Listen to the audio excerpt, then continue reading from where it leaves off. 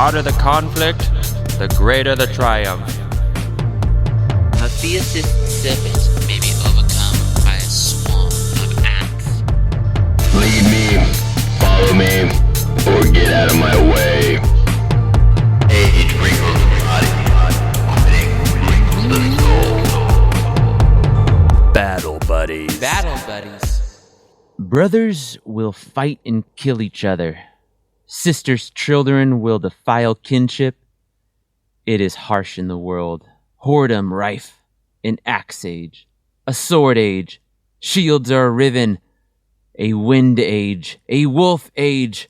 Before the world goes headlong, no man will have mercy on another.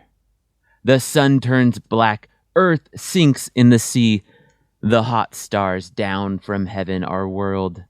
Fierce grows the stream and the life-feeding flames, till fire leaps high above heaven itself. That's metal. It's intense. That's very metal. Yeah. That feels like after you hear that, some band comes out with long hair and just starts riffing and you hear some drums. Right? Absolutely. A wolf age? A wolf age. What's a wolf age? We're going to talk all about wolf ages. Really? Oh, yeah. That's tight. Wolves are going to play a key Are they like feature. dogs? No. Could not be more different in terms Not of... domesticated. They're These not. wolves are not. But are they companions? Wolves, no. Wolves are the harbingers of the Sad. end of the world. Oh, I was way off. Yeah, so I was way off on this one. Wolves absolutely are also going to be allies as well as harbingers of the doom and the Ragnarok. We're going to get into it in our next episode when we start talking about the berserkers. But very much a thing. I was very much wrong. Love learning. This is Not hanging out with wolves. All right. This is a description of Ragnarok, or as you may have heard, Ragnarok, which we're going to come back to in just a minute. Hell yeah. Welcome to Battle Buddies. We're going into fucking Vikings now, dude. Vikings. Welcome to Battle Buddies. This is your history podcast for people who don't necessarily like to read. Yeah, we're taking the complicated and we're making it digestible. I encourage you not to read and just listen to us instead. I encourage you to read. No. Don't read. We'll read for you. Sure. Don't ever read. Sometimes. I can't do the joke. Read our descriptions of our podcast. All right. So this series is kind of like our standard ancient stuff that I've been doing a little bit of over the past couple years, but the format is going to be different, and I think it's going to be our next level in our evolution, Oh. which is that when we're talking about these different societies, and especially as Spencer and I have started to play with venturing into civilizations that maybe aren't English-speaking civilizations or that we don't have that much background in, it's not common in our friend group, like zeitgeist kind of stuff. How do we supply context to understand them, right? How do I make sure that I do them justice? And the answer, I think, lies in what my training has been in, my education, I guess, which is English and literature. So the idea here is that to supply context for these different peoples, I'm going to break them into 3 parts. So the first part is what you're listening to today, which is myths. So we're going over the mythology, the cosmology of the group of these people. Then on part 2, we go into the legends of these people. And part 3, we go into one of their battles. That way, when we get to the battle, you will understand what makes that culture tick. Because Spencer and I have talked a lot about, not glorifying historical figures, not judging historical figures and leaders and peoples by our modern values. But if we need to judge them, we try to judge them within the context of their society in their time period. But I have been thinking about that, and I think that's the right approach. But I don't know if any history podcasts or any of these groups that are trying to do this kind of thing are supplying enough context to do that. So that's kind of my goal here is I'm not a historian, and I don't see historians doing this part a lot. And so I thought it'd be kind of fun and something different to do. Yeah, I believe I started out the Megiddo episode also explaining context. And that was really good. Thank you. But I do think that that's kind of the name of the game when it comes to storytelling and Yep. historicity, as we're now in like this. Ooh. That's the whole thing right Yep. now, right? Right. Historicity of things, all that. As we turn the corner into all of that, I think the name of the game is context. Absolutely. That's what all of this is. And there's a fellow history podcast called Game Changing History. He's based out of, I think, Norway. Oh, And yeah. Yeah, he He's follows cool. us on X and stuff Yeah, he's like very that. nice. But he gets in conversations with Dan Carlin all the time Right. because he's like obsessive about context. And Dan Yes. Carlin's like, that's why it takes so long. Yep. I have to figure out how to, I'm going to be doing the Cold War pretty soon here. I have to Mhm. figure out how to explain so many years in about a couple sentences. Yep. And I would say, out of all the societies I've ever tried to study through like a military history lens, Vikings are the most appropriate for this. Really? Approach. It could not be it when you're reading military history, as we've done so much in the past like couple years. Sometimes they go into a little bit of mythology. You cannot separate it from the Vikings. It is interwoven. It is baked in. It can't be more crucial to understanding them. The fact that some of these books that we'll talk about in a second, they all have to reference the Norse mythology extensively to give any amount of context for anything. Wow. And so what was the impetus for you wanting to study specifically Vikings, myths, legends, and battles? I think it actually started with our Caesar series. Hmm. And when we were reading Caesar's commentary on Gaul and we met the Germans for the first time, Mhm. and I wanted to go back to them. Then the other thing that happened last year is I finally finished Tolkien's Silmarillion, which if you've never read that, I don't blame you. It's very hard. It took me 3 tries and the Prancing Pony podcast to get through it. Shout out to Prancing Pony podcast. Fantastic stuff. And so I finally got through it. And he borrows a lot from Norse mythology, specifically the text that we're going to use as like one of our primary texts. So Okay. that's the main reason. Roger that. Context, folks. So today is part 1. Part 1 is about the myths. And the Viking mythology and cosmology is very interesting. So I titled this episode, The End of the World is Just the Beginning. It's the end of the world as we know it, and I feel slightly kind of actually mundane about the whole thing. Yeah, our world ending is not as... Except it would be instantaneous. I don't know if I would feel it. 1,000 years from now, it'll be fun because they can compress it all, but we have to live through it in real time, which is always the issue. Yes, all things are relative. Yep. Okay, so that quote that we read in the beginning, that is Ragnarok. That is in the Norse mythology, the end of the world ending. Now, our myth today is not going to be Ragnarok, but I wanted to go over it, as will be made clear in just a little bit. Looking back to that quote, the first one that we read about, brother killing brother. This is Ragnarok. Ragnarok, I'm not going to go through all of it. It's wild. All of the Norse mythology is wild. It makes it really fun. But all these gods are going to start fighting. There's going to be some wolves released, and they're going to eat the sun, and they're going to eat Odin, who we'll meet in a little bit. And it's just this epic fight. And what's going to happen for you and I, the everyday people, is the world's going to get dark. There's going to be multiple years of no sunshine, and we're going to fucking kill each other. I mean, horrible. The world will also literally end from this. Now, the reason why I want to start with Ragnarok, and we'll come back to it in just a second, I want to go over a little bit of the history of it. Oh, did you read that shit? Yeah. Is understanding what the Vikings are and what they are not. Now, this is complicated. Yeah, lots of arrows. Lots of ins and outs and lots of what have yous. Very complicated If you're stuff. watching this on Spotify or YouTube, there's a video. Open this because we're seeing lots of arrows. It's a lot. It's a lot. And we're not going to get into all of it. It's very complicated. So basically, after we met the Germans in Caesar's commentary on Gaul, Mm-hmm. Around a couple hundred years later, the Western Roman Empire is going to fall, which is a whole thing. It's very interesting. Dan Carlin kind of describes it as like the birth of Christianity destroyed Rome.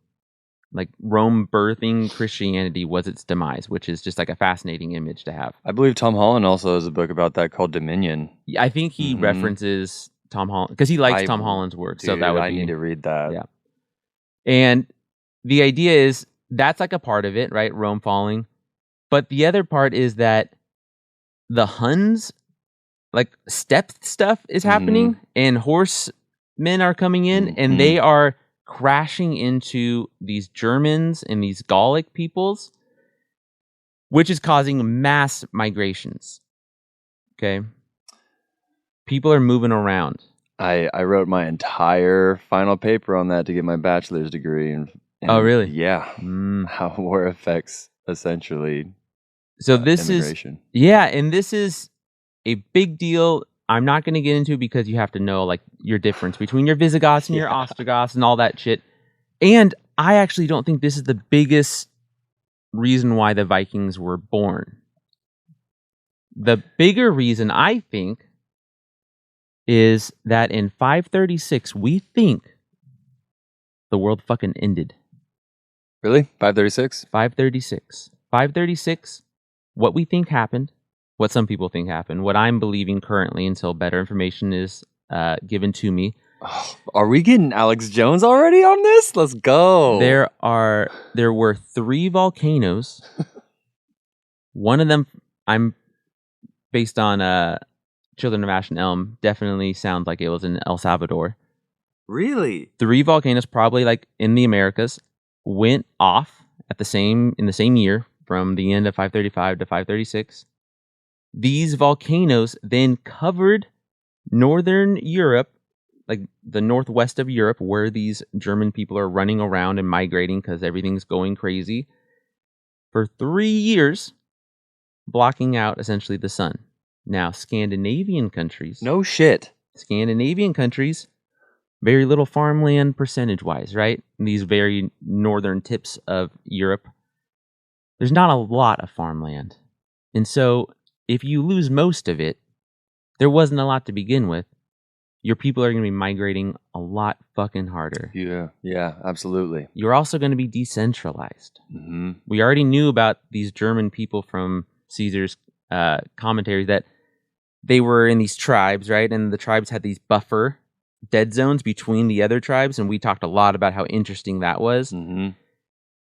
So they are already fairly decentralized. They kind of start grouping up so that they can survive the early migrations against the Huns and the Romans.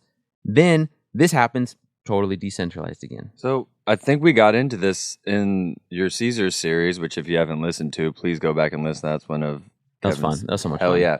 But would it be fair and appropriate to say then that these are not city-states? This is tribal. We're back in tribe land here. It all comes to your definitions of this shit, which is very hard. We're going to go probably around this time period. I'm saying it's so decentralized, I have no idea what it looks like. I think city-states is a good idea, but I think it's literally like family states, like your estate.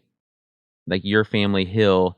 Like Capulet and like Montague shit? Yes. I think that, I gained a little bit of power, or maybe I have access to something that gives me a little bit of food, and then I get like 2 families to work with me.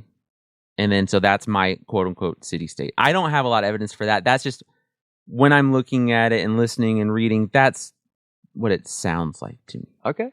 Like crazy time period. Like old-timey mafia shit. Yes. So we're in the 500s when this happens. Now, the reason why we started there is going back to Ragnarok. Ragnarok is the end of the world. But you can see the similarities there. Ragnarok is 3 years before the world is completely destroyed and has to be reborn. This thing that we think happened in 536 lasted for 3 years. It's called the worst. 536 is called the worst year to ever be a human, like to ever be alive, because nobody had a good time. So Really? I think this Ragnarok story, which is the end of the world, is actually the birth of this new form of Scandinavian culture. Like, it's the reworking of their mythology. So instead of like Christianity, which, you know, followed a linear path, and then later on somebody started creating what they think is going to happen at the end of the world, right? The Exodus, or not Exodus, what do you call it? This would be the Revelation. The Revelation. Yeah, so John saw a prophetic dream, and that's why we wrote Right. the book of Revelation, and this would be... I think Norse mythology is written in reverse. I think it starts with the end of the world, because they had to Interesting. understand what happened, so they built it into, maybe this is like a cyclical weird thing, right? So that's hella cool. So that's kind of like where I'm at with this. I've heard some other historians allude to that, but not like fully commit, because they're historians, they can't do that kind of stuff. So it doesn't necessarily have to happen every 3 years, but that's how long the battle lasts. Yes. Would we have any evidence of that happening post 536 that they would be able to call another Ragnarok? Am I phrasing that question properly? I think, If it is indeed cyclical, like you say. right. No, they have not seen the Ragnarok happen again. But I don't even think they would know it as the birth of their culture. I just think that they're all decentralized. They start telling these stories as they move past 536. This is how they're making sense of the world. They're making sense of the world, and they're kind of reminding each other that this could all fall apart really fast. And when it falls apart, it's not going to be good. And so I think you're getting hints at how bad it was, brother against brother. All women are literally whores because of how bad it is and the amount of sexual violence they're exposed to. Like, that kind of idea is rough. It's interesting that myths and the Bible and sex is always used in such an interesting way, Yes. dude. They be using this Yes. across the board. Yes. And it makes me feel weird sometimes. Yes, absolutely. Okay. Thank you for acknowledging my feelings. All right, so that's Ragnarok. That's what we're saying is the birth of these Viking peoples, and it's their end times myth. Couple things on Ragnarok maybe that are interesting, that are funny. So there's like a big fight. You talked about wolves, right? So one of the wolves that breaks free is going to eat Odin, which is always a good time.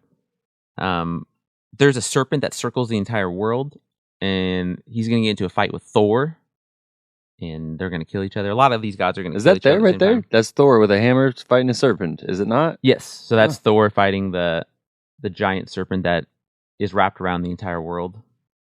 That's dope. Yes, it's very cool. The other thing that's going to happen is Loki, when Loki breaks free, he's going to ride up on this ship called the Naglfar. And the Naglfar? The Naglfar. And the Naglfar I'm bringing up because it's really cool. It's a ship, and the ship is made of all the fingernails and toenails of all dead warriors. Smelly. That sounds Epic. smelly. And it's, it's captained by Loki, but I think the driver's like a frost god or something, so it's really fun. God, dude. That boat sounds like it needs a healthy dose of tea tree oil. A little tea tree oil, for sure. It would be stinky. That is true. Okay, so that's Ragnarok. The doom of the gods, or the twilight of the gods. Now, as we go into our series today, we got some sources that we're going to be relying heavily on. Oh, you got down, bro. Yeah, I got two main sources for today's episode. The first one is the Saga of the Volsungs. That's going to be like the main one. That is our primary source. So that's a legit primary source from like the 1100s or something. Then I also am using The Children of Ash and Elm by Neil Price. If you want to know everything about Vikings in this time period, read this book or listen to it. It is awesome. I've heard good things. It is really, really good. He does such a good job of showing you how complex their society is, and then reminding us of their terrible things so that you don't like admire idolize them. it. Yeah. Yes, and he does a good job of that. And I will, because we do. because we do, and he knows it. So he My middle school was the Sullivan Celtics. It is no longer that. Yeah, They changed that. That's crazy. it is crazy. It's crazy. He also has some humor. I like his humor. Is he funny? He'll be writing about, like a piece of a saga that we have, and then he'll say, and then it was cut off. Damn, that's funny. Or he'll start referencing like one of his favorite sagas, and he'll start going through it, and then he pauses and says, "You should just read it," and then doesn't quote any more of it. Dang. I thought, like, this is really funny. This is a good time. He's flexing on people. Like, hey, I'm not going to quote all this. Go do it. Okay, So those are our two main sources for today. We have a bunch of other sources that I pulled from and that I just kind of started relying on. So one is Daniel McCoy. He wrote a book called The Viking Spirit. I mainly used his website. His website's like called norsemythology.org, where he wants you to buy his book because he shows you how in-depth he goes through all the mythology. He actually does a very good job, and I wanted to put his book out here because his book is good too. We have Joseph Campbell's Hero with a Thousand Faces. We'll get more into that next time as we get in some other sources with this, but I am always using this type of lens when I'm looking at some type of heroic story, which the Saga of the Volsung is. We have Dan Carlin from Hardcore History because we really love that guy. So he has 3 episodes that are very appropriate for our series. Thor's Angels, The Twilight of the Ice Year, and The Twilight of the Ice Year Part 2. Very good. Very long, but they were good. For like fact-checking things, I use the Oxford English Dictionary because that's my favorite dictionary because it goes over first usage of all these words. And the Encyclopedia Britannica because they're still laying it down. Heavy lifters, bro. They are. They do a really good job. Heavy lifters.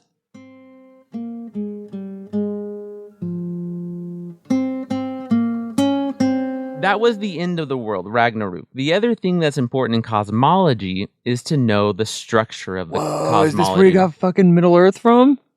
Yeah. Tolkien. Sorry. Spoiler alert. Tolkien loved himself some Norse mythology. Okay. All right. The idea with their cosmology, if you don't know, that's like the ordering of the universe in mythology. So how is the universe ordered? This is a big deal, right? This is obviously a huge question in every society, in every mythology, every religion. And so the thing with the Vikings that we need to know as we get into setting up their structure is that I think it's incorrect to say that they have beliefs. They have knowledge. This is how things are. This is not something you opt into in Scandinavia at this time period. You know this to be true. Yeah, but can't that be argued with a lot of beliefs, though? No. You don't think so? It's different. Really? It's just different. I don't know how else to describe it. If you spend enough time with this material, you're like, oh, this is just how it is for them. This is the same as breathing. I don't know. I know. The first couple times I heard the author say it, I was like, okay, but like, isn't this like this? No. Maybe the closest would be like a stereotypical Native American.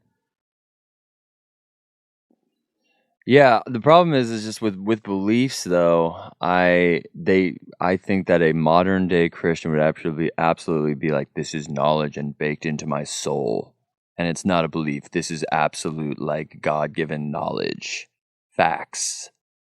No, you disagree with that? Disagree completely because the Christian would say that it would be true that they would say that because they have a canonical text to rely on. That's what I'm taking it off of. But that by itself sets up a distance.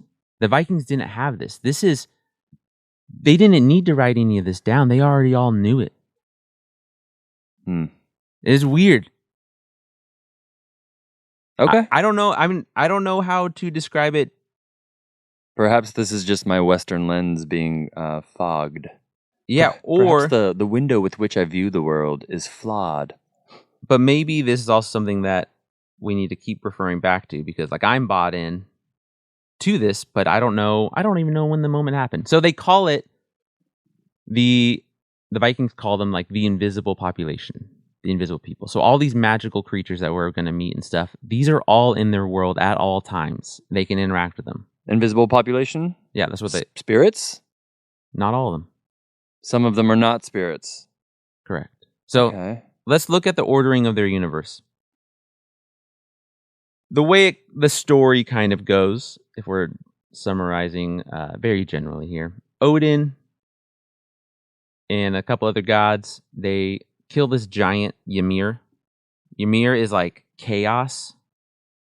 There's like chaos, which is Ymir, and there's this other thing, Jinu Naga Gap, which I will never say again, I think. And that represents the void, essentially, of existence. So the gods split Ymir, being nice people, and they split Ymir like in half.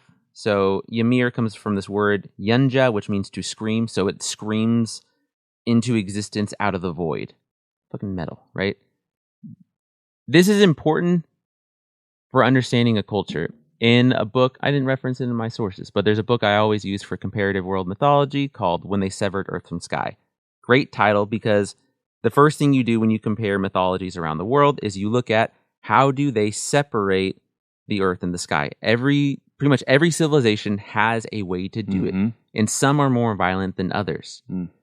So the Vikings way is that this god Ymir like asexually produces these gods like Odin, and they respond by killing him and making him scream into the void and then using his carcass to create the universe. What does an asexual creation look like? I think he like ate salt off a mountain. That's interesting. Yeah. You think it feels good? No. Is there a climax to that? No, I think specifically no climax. Once the salt reaches the back of the throat, we call this pure penetration. What makes this... So Ymir is killed and turned into Yggdrasil, which is the world tree. This tree is all of our universe. Okay?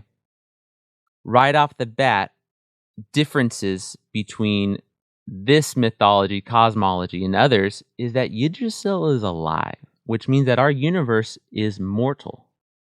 Whoa, you can kill it. You can kill it. You can kill our entire universe if you wanted to. That's dope. It's crazy. That's cool. This is not how, like, the Old Testament describes The universe? Yeah, forming the universe. No. The universe is not really something you can interact with as a human. No. Well, not in that terms. No, not in not at terms all. of like restructuring the universe to your designs. Mm-mm. No. Because God has those designs and we are just in them. we are merely like guests. You are inside this world and interacting with it. This is what I mean by the belief structure is different. There's no distance. It's like you're in it at all times. You have no choice. The amount of roots, so you can think of the trunk of the tree of Yggdrasil as all like the center of the universe, center of the cosmos, I think is how it's usually described. Now, its roots and its branches, there's varying degrees because nothing's canonical, so there's contradictions all the time when we're getting this information. But you can think about it like there's 3 major roots going to 3 different sections. There's major branches. contradictions, you said? Yeah, all over. That's interesting. Yes. Because there's also biblical contradictions. Yes. And I don't mean that controversially. No. Like literally Jewish rabbis and academics will tell you that there is something called contradictive tension in this story. So it's like a thing. Yeah. But I don't know if that's the same here. You're just saying that there's straight up contradictions. Yeah, sometimes it'll have 9 major roots, and sometimes it'll have 3 major roots. It depends on who's telling the story. And that's just a product of time, I think, right? Product of time. Yeah. It's product of an oral society. Yeah, for sure. That's the major thing, is it being an oral society. We've learned a lot in the Iliad. Yes, very much the Iliad being told for what we assumed was a couple hundred years before it got written down, right? That was you and I's take on it. Go listen to the Iliad series, also solid. So, Yggdrasil is the entire universe. Within Yggdrasil, there are 9 realms. The ordering of the realms and where they are, it changes from story to story. I think a lot like our Iliad stuff, it needs to suit the lesson or the myth that's being used to tell it. So the authors, I would imagine that, your grandpa sitting around the campfire that's trying to make sure that you understand an important lesson before you go out to fight doesn't care if he's using the right number of branches of Yggdrasil. He's going to make sure that you get the lesson that's needed to be got. For sure. So I think there's just a lot of flexibility there.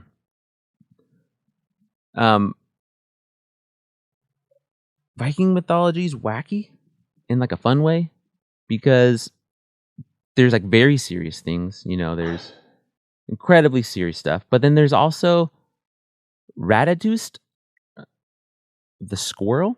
Yeah, I mean, I'm looking at Land of the Light Elves over here. Yes. So the squirrel, like, oh, that guy must be really important. What he does is he goes to the dragon Nidhogg, who wraps around the tree. Nidhogg? Yep. That sounds like a pejorative term for sure. You For sure. Nidhogg. You Nidhogg. I feel like in the right bar, if I yelled that, I might get my ass beat for real. Mm-hmm. Mm-hmm. I think yelling in certain bars will get your ass beat. Like, regardless of what you say. Period. So anyway, the squirrel, it is going to make sure that it carries insults to the dragon and from the dragon to other people in the other realms. That's all it does. What? Yeah, it's weird. It's a courier for insults? Yeah. But we'll talk about insults today. Oh, so yeah. people hate this fucking squirrel. I mean, I think people listening Here to the comes story the love fucking squirrel coming to insult me. I'm telling you right again. now that It's a Tourette squirrel comes up, you're bald, you're bald. When I'm sitting at a fire and we're telling stories from what we assume is our history, I'd be like, can you tell me some more squirrel stories? Because those ones crack me up. Let's hear some more mother jokes. Now, within the tree, there's all these different realms. We're not going to go into all of them because they're not that important for our story. But the main one is that Midgard is the middle world, and that's where we live. So we live in the middle world.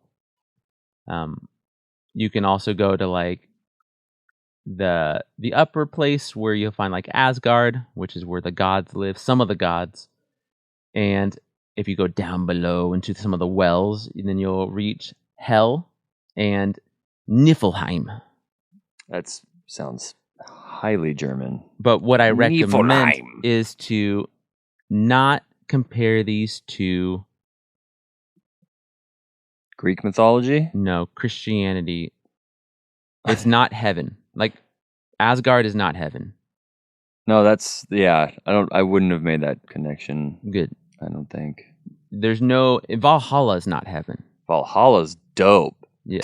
That's way too cool to be heaven. And hell is not hell.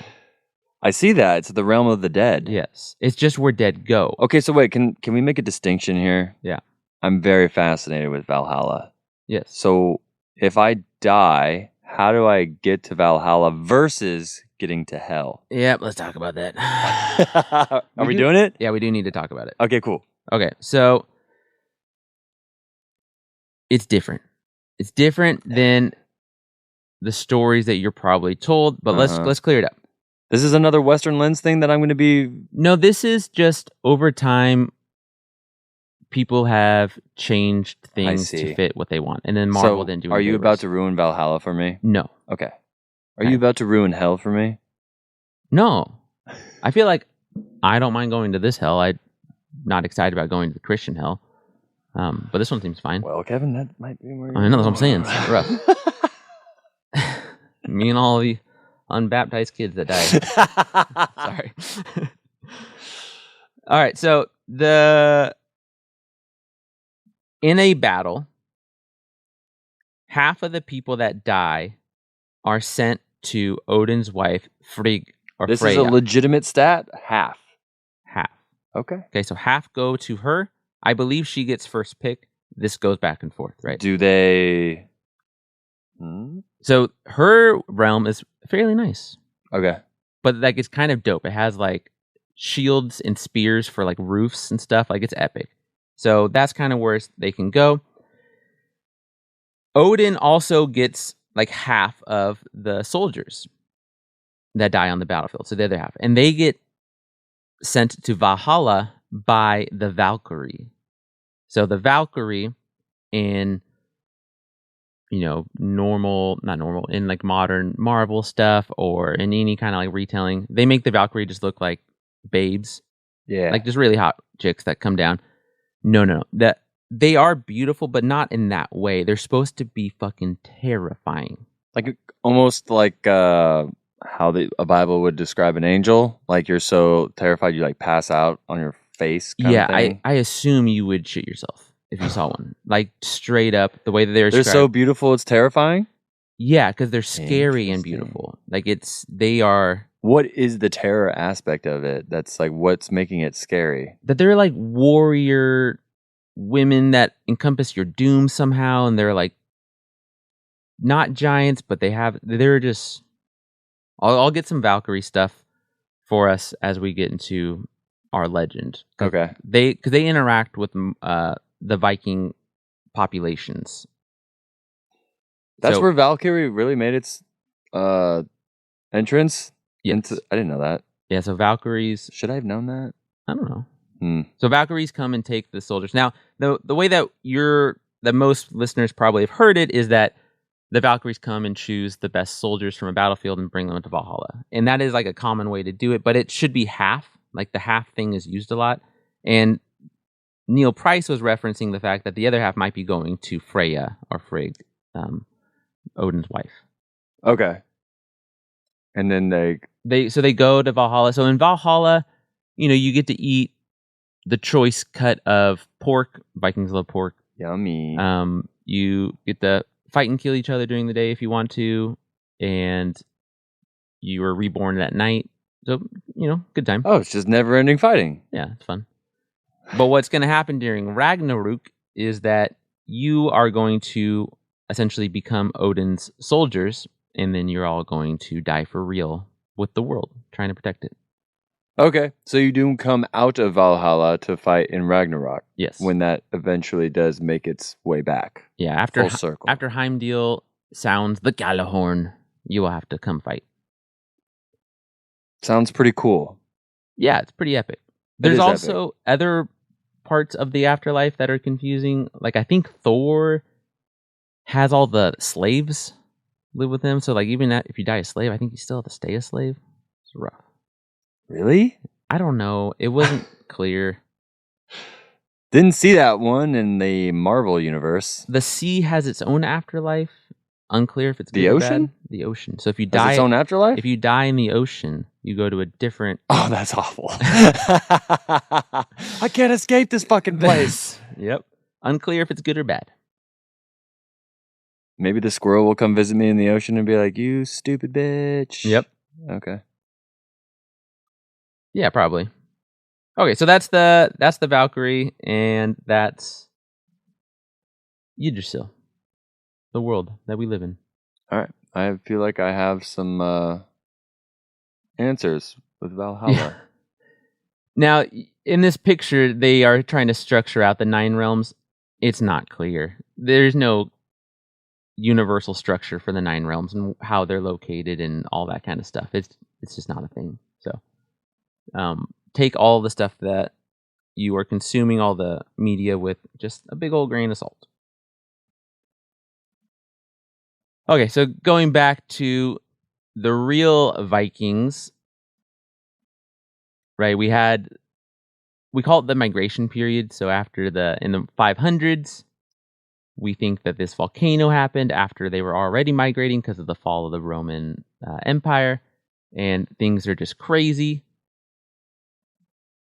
Then we have essentially like 400 years or 200 years, 300 years, however long you want to say, from 530 until the Vikings show back up.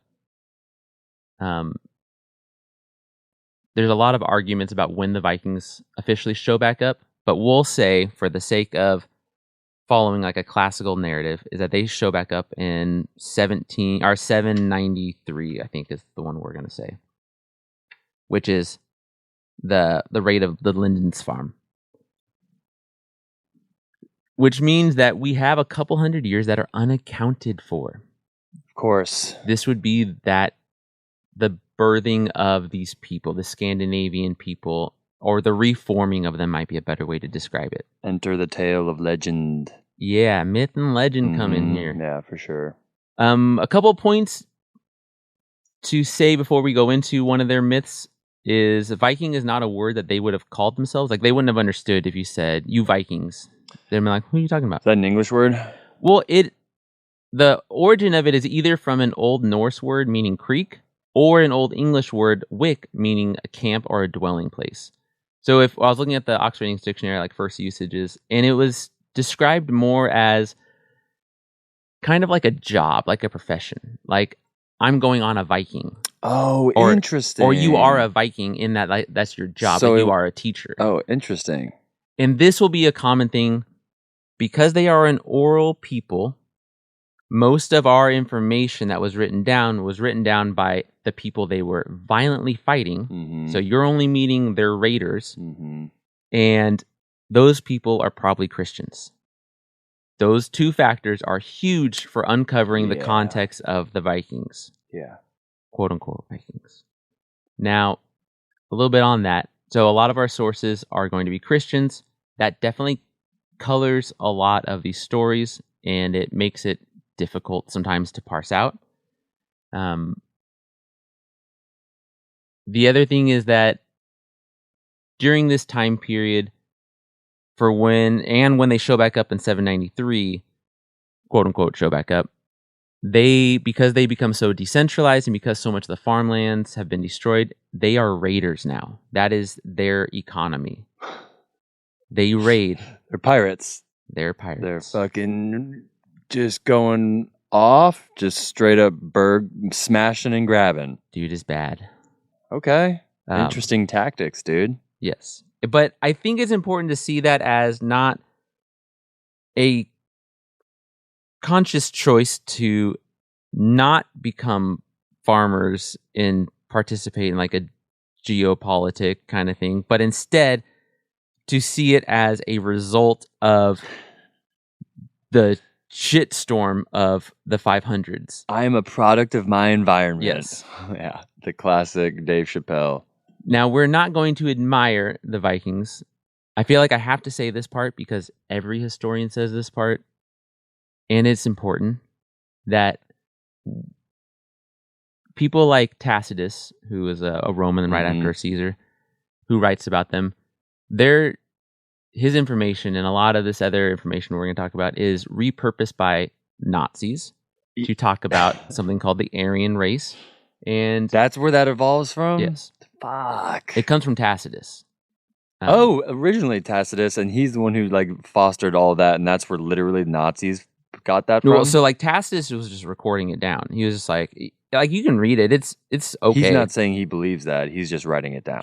So what they used to do is when you would meet a new people, right? A new society comes, and we talked about it with the Gauls and the Germans, right? They just like show up one day. You're like, holy shit! There's a people across the river now. You guys are blue. And so they write down what they see from them. The Germans, as we talked about with Caesars, are interesting because they're blonde hair and blue eyes. Right. And most of them, or all of them, according to Tacitus, were blonde hair, blue eyes. So he says their blood's pretty pure. And that's how they saw like races like that instead of ethnicities.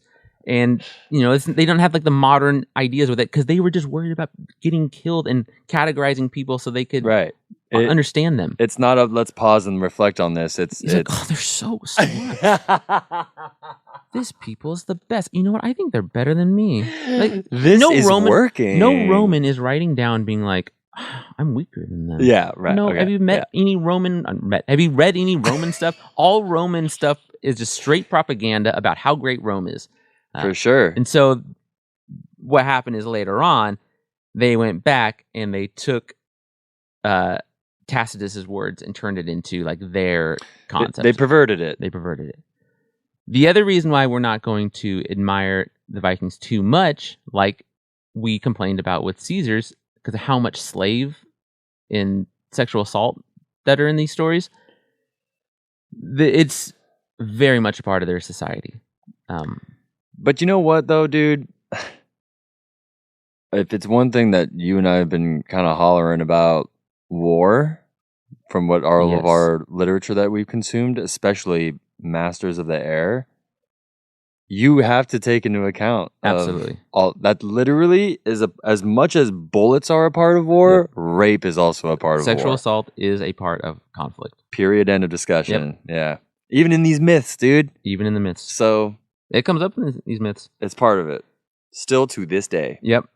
Now I'm gonna save a lot of our more intense information for our next one, because our next episode will be looking at the legends. And so the difference between a myth and a legend: myth is about how these cultures see the formation of their universe, like how they see the structure of it, and how they see their origins.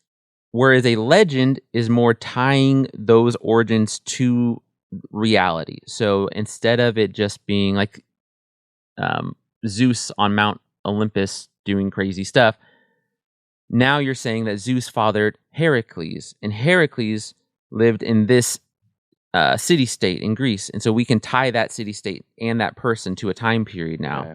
And so that's going to be the difference between these two. So I want to save some of our more like intense conversations about, their society, because their society is fascinating. It is interesting as hell. There's so much there. Would you say it's interesting because it's just something starkly and different? Not starkly, but intensely different than ours. Yes, it's just so different. Yeah. So there's not a lot of relating that we're going to be Right. doing with this. And- Is what you're saying. Yes, correct. And that how much we got wrong, like how much we get wrong when we think about them. Because of the way that the media and modern day Yes. twists on And the Vikings. people that were writing it down. So again, those Christians that were getting raided, they're not like, that's a I wonder what their home life is like as they're writing down. They're like, holy shit, they're stabbing us all again. Like, and I don't blame them for it. No. Absolutely. That's what they're writing is absolutely That's- correct. They're like, I'm getting pillaged. Yes. And so basically these, like Neil Price does a good job, because he's saying, I don't want to just know what they did. I want to know why they did it. Great. Great. Why Yes. why are they raiders who are Mhm. so violent? And then it helps you understand that I think for a lot of these people, violence is the export and peace is their import. Like they are raiding to foster stability in their world. I mean, it's a tactic. It works. They are so good. What are you calling this? What are we calling this tactic in battle? We're just literally raiding. It's just raiding. It's just straight up raiding. Piracy. But it's raiding. It's there. Once we get into the riverboats, are there long ships? Because I have a whole bunch of articles I read on long ships, and it's just like they don't fuck around. Are we gonna get into it? Yeah, absolutely. Awesome. Not today. But yeah, But I have it all. something to look forward to Yes. as far as raids. Yes. For raids, it's all Let's gum about the go. long ships. Yeah, listeners. At one point, I believe Kevin texted me and he was like, "Yeah, so these battles are rough." They were rough. They're rough because they're not battles. And so I tried to find a battle where they used these early Viking tactics, and there's not really any, because they weren't a centralized people. They weren't an army. They were raiders. It would be, you would go to the bar and you'd be like, hey guys, I got a long ship. Like I bought a galley.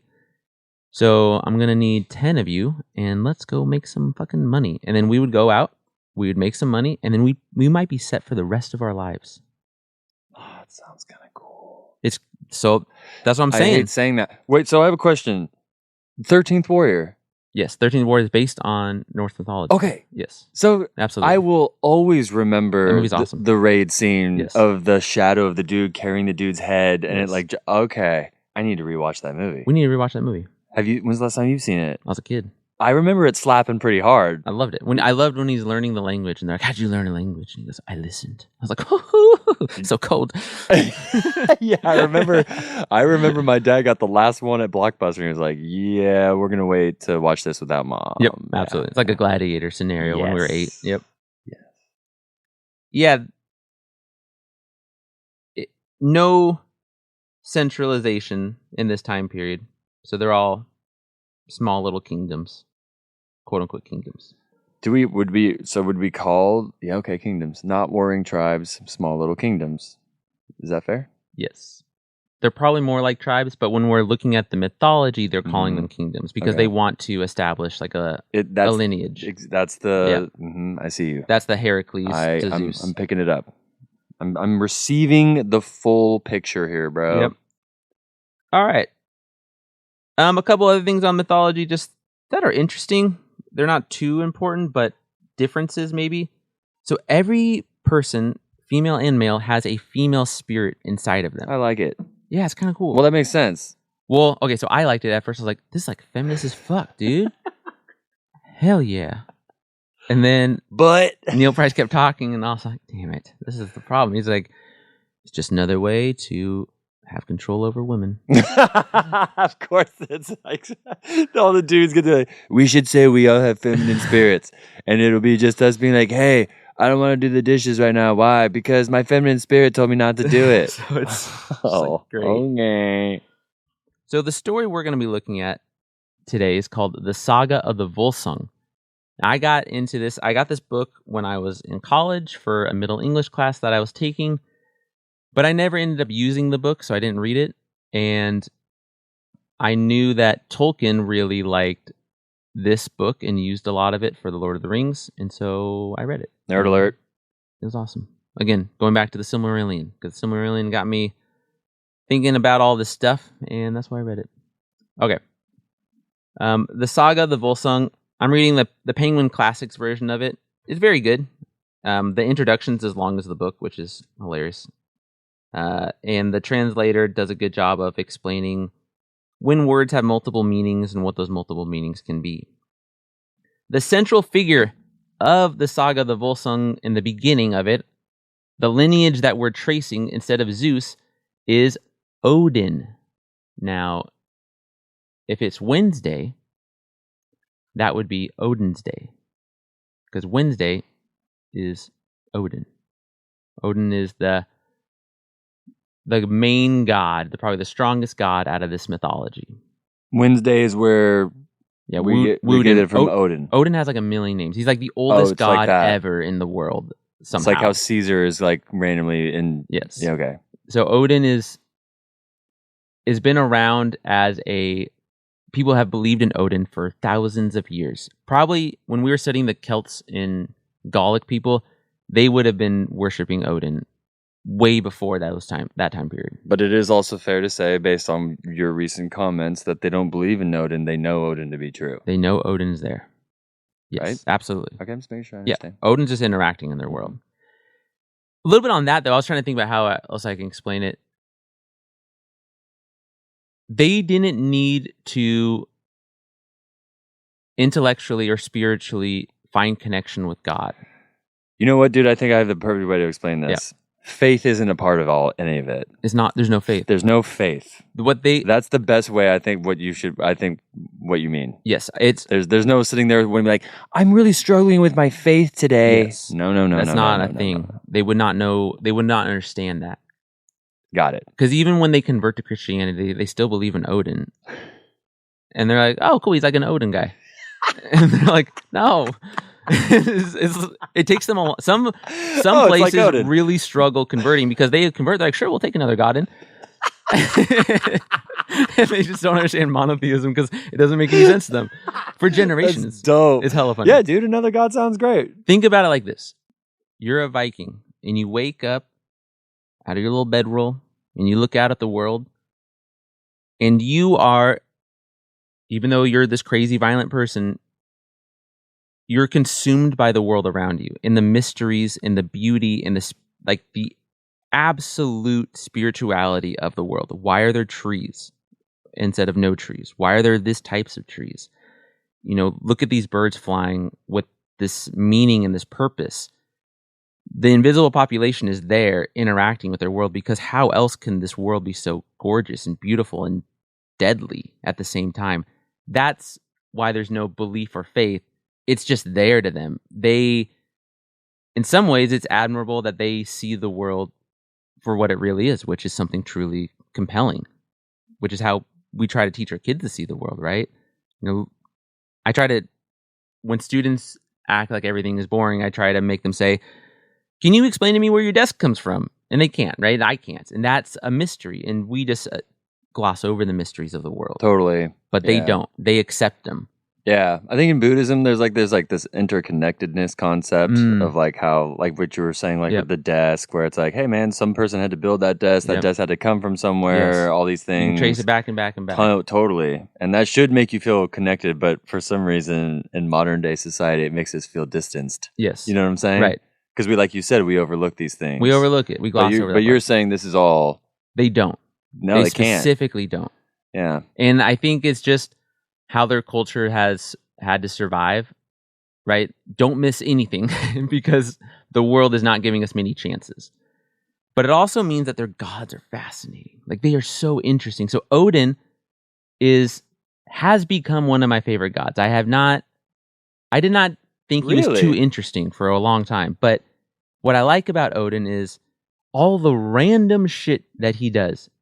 So Odin does not mind essentially killing himself to get things, to get information, to get knowledge. And just as somebody who likes to read and gain knowledge and I'm trying to never become satisfied with my mental state, like where I'm at. I always want to push myself.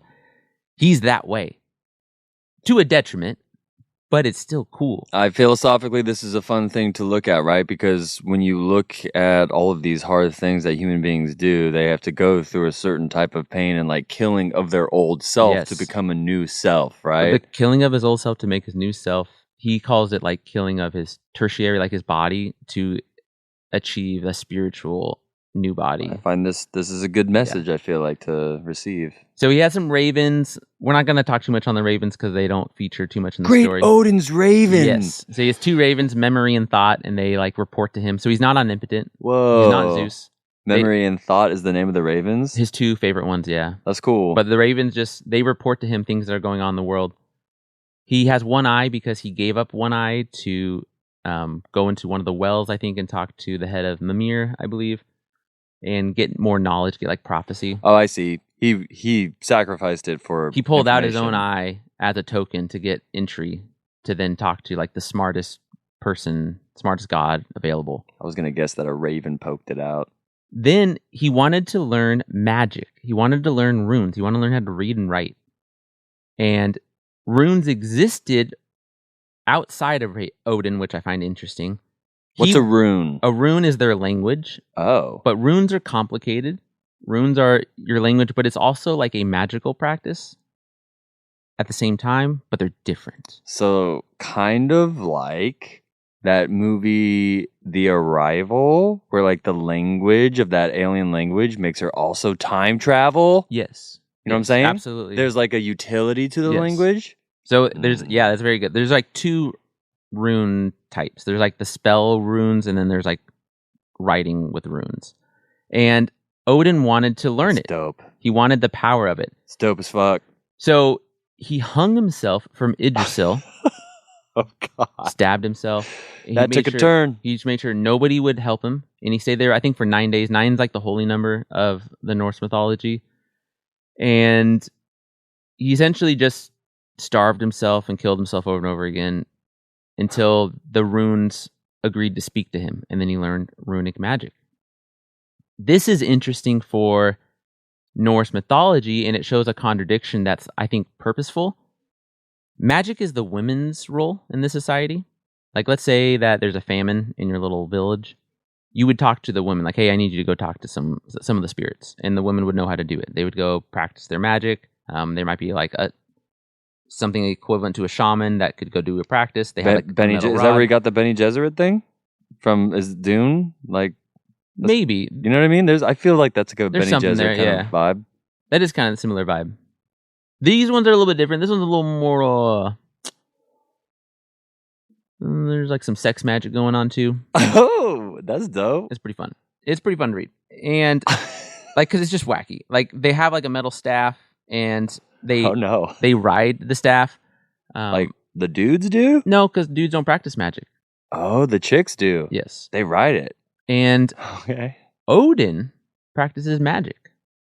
So the most powerful god, and he gets made fun of by some of the other gods thing, right? But he doesn't care because he just wants power and knowledge. So he didn't give a shit.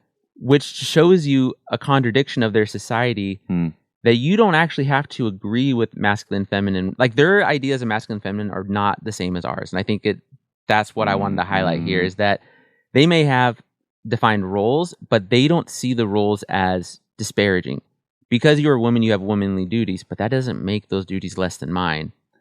They're different duties. I feel like that's going to be a hard one for people to understand, bro. Absolutely, because it's a different culture and different I know, but I just feel like people are like, I feel like there is a 55-year-old man that's going to hear you just say, like, what? time. Right. Not my house. Right. Or a younger Kevin feminist that's saying, well, it's not the same, and it is disparaging. It absolutely is. Right? It could go both ways on that. But it's different society. Now, I will say that their marriages have issues. There's a lot of domestic violence going on here. Dr. Kevin checking in. So we're not saying that it's like a better system, but that part is interesting. Odin also has Slipnir, which is his 8-legged horse. Pretty dope. What is it called now? Slipnir. Slipnir. Yeah. I think These all sound like Lord of the Rings names, dude. where do you think he got a lot of his ideas from? I'm feeling it. I'm feeling the Lord of the Rings. Slipnir, I believe Loki turned into a horse and had sex with a horse, and then Excuse that me? horse is Back up? Yeah. What's that? Loki, our other favorite Wait. god. Oh, pause. Yep. Loki, correct me if I'm wrong, is a dude, Yeah, but again, masculine, feminine, not the same. but is also okay. All right, let me rephrase the Yeah. question. Loki has sex with a horse, correct? Mhm. Or a Alright, horse let has me- sex with him. Okay, so I that's forget which that. one. My question was Yeah. going to say top or bottom. Is Loki getting fucked by a horse, or is Loki fucking a horse? I don't remember. Loki had such dealings with this one horse that somewhat later Loki gave birth to a gray foal. So Loki turned into the woman for it to give birth. he got fucked by a horse. Then he became pregnant, and then he gave birth to the horse. That's right. Loki got fucked by a horse. Yeah. Huh. Loki's pretty fun. Loki has a good time. Is that a good time? For Loki, it is. Loki's having fun at all times. Like, is this horse speaking words? Or is it like... It was... I don't think Slipmir talks. Okay. And I don't think Slipmir's dad talked. I just want to make sure I understand the correct portrayal. Sure. Anyway, Slipmir will take part in this story. These are the hard-hitting questions, bro. Yep. Sorry. So that's Odin. Odin's interesting. Let's get into this story. Saga of the Volsung. So we're going to go from Odin, and we're going to look at one of his lineages all the way down to, quote-unquote, real people. People that may have existed. We're starting our story in an unclear place. I believe we're starting in Asgard.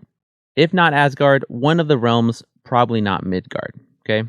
And we're going to do a lot of this first part, the mythology today. I'm going to give you guys a lot of names. You don't really need to pay attention to the names until I say when. And when I tell you the names suddenly matter for the rest of the story, that's when you got to be like, I got to remember this guy's name. I'll try to help out with that. Yeah. I got a piece of paper here to write stuff down. Right now, we're basically just doing the start of like this mythology and cosmology. So the names are going to come and go pretty quickly to All right. establish legitimacy. All right, autopilot. So Odin is going to have a child named Siggy. Siggy is a word that essentially means son of Odin, Odin's son. That sounds like just came out of a bar, and I'm like, Kevin, let me get a ciggy. There you go, little Siggy. And there is another god called Skadi, and Skadi had a thrall. Thrall is a slave, and I'm only bringing that in because the slavery of this time of the early Vikings and the later Vikings is huge. Everybody is enthralled to each other. Like, to become enthralled is to become made a slave. Pretty intense. And the reason why we think that the slavery is such a big deal is that we found some mounds, it was like some places, some mounds that we think are slaves, right? It's like thralls that we found, but they have the grooves carved in their teeth. So we think they must have been Vikings of like another clan that were conquered and thralled to another person.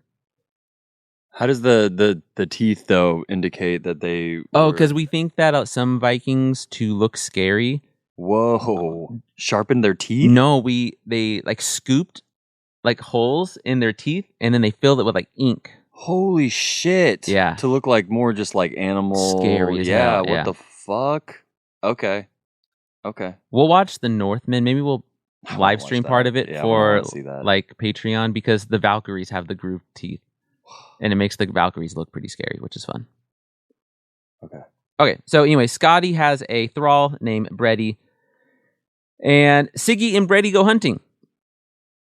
Seems cool, right? They just go hunting. Bredy kills more things than Siggy. Siggy gets mad and kills Bredy. Okay. All right. None of that seems, I mean, it's weird, but like fairly typical start to a mythology. What becomes weird, maybe not weird, interesting, is that when Siggy goes back and Scotty's like, "Hey, where's my slave?" And he's like, "I don't know. We lost each other." So he lies. Yes. And they find Bredy's body, and they call Siggy a murderer. Specifically, the definition is a wolf in hallowed places. This is Viking culture, and in Viking culture, from what I understand, killing somebody is not murder. Killing somebody is just something that you do sometimes. Usually it's your export, right? Usually it's a raid, but sometimes stuff happens. Murder is when you hide it. That is the difference in this society that you need to know before we get into the story, because this comes up so many times. And it doesn't make sense if you don't really capture this moment. Him killing the slave was not the big deal.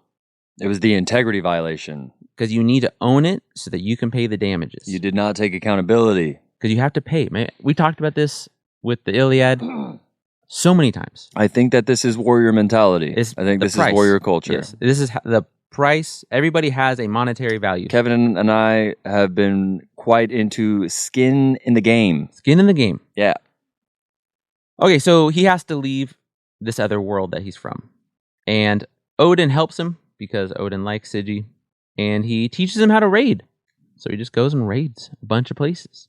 Now he raids and raids and raids until eventually he becomes the ruler of Hunland in Germany. High praise.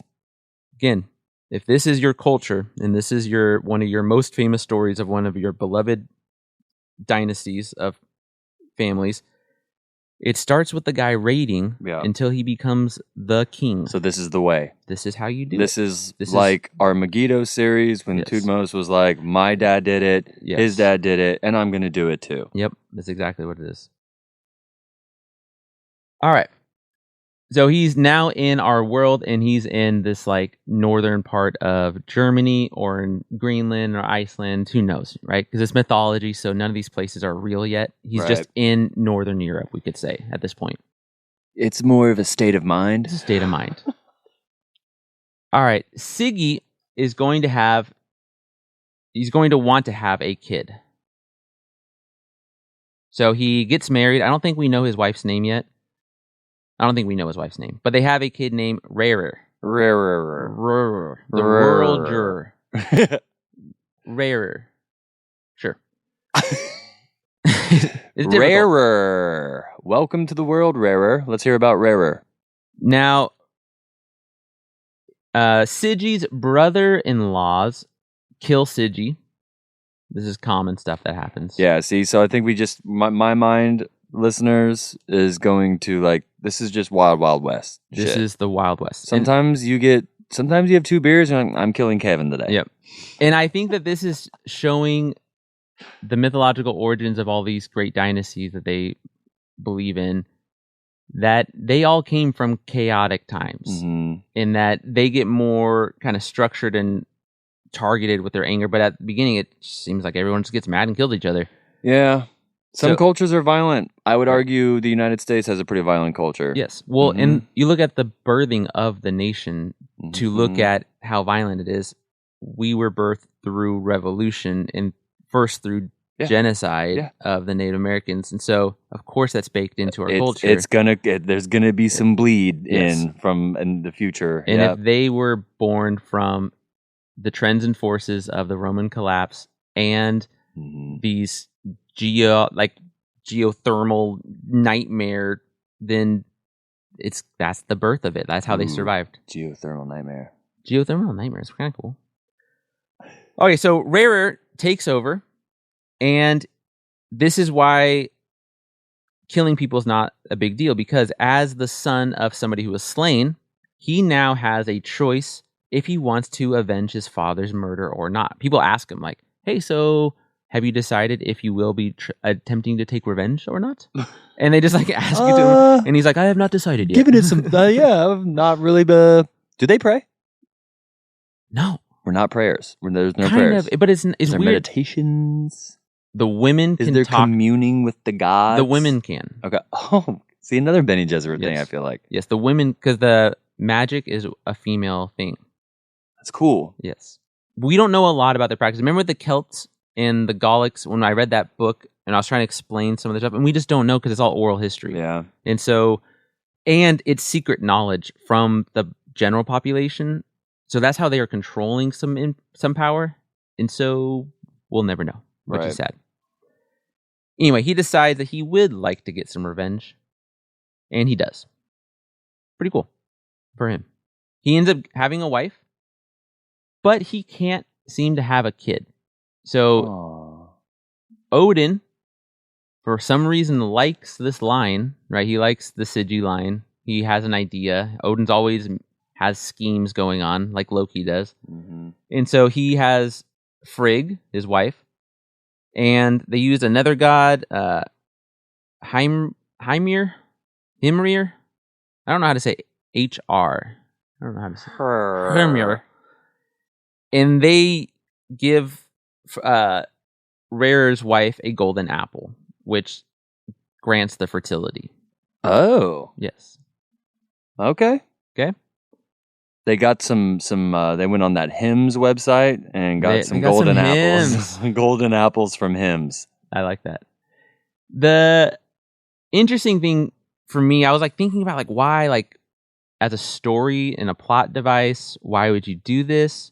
I think this is bolstering the god bloodline here, because you have Odin now essentially interacting with the blood twice, because he gives birth to Sigi and then he again helps give birth to this next one. There's like intervention in some way. Yeah, so it keeps them connected in that way. Yeah, this redundancy. Yeah.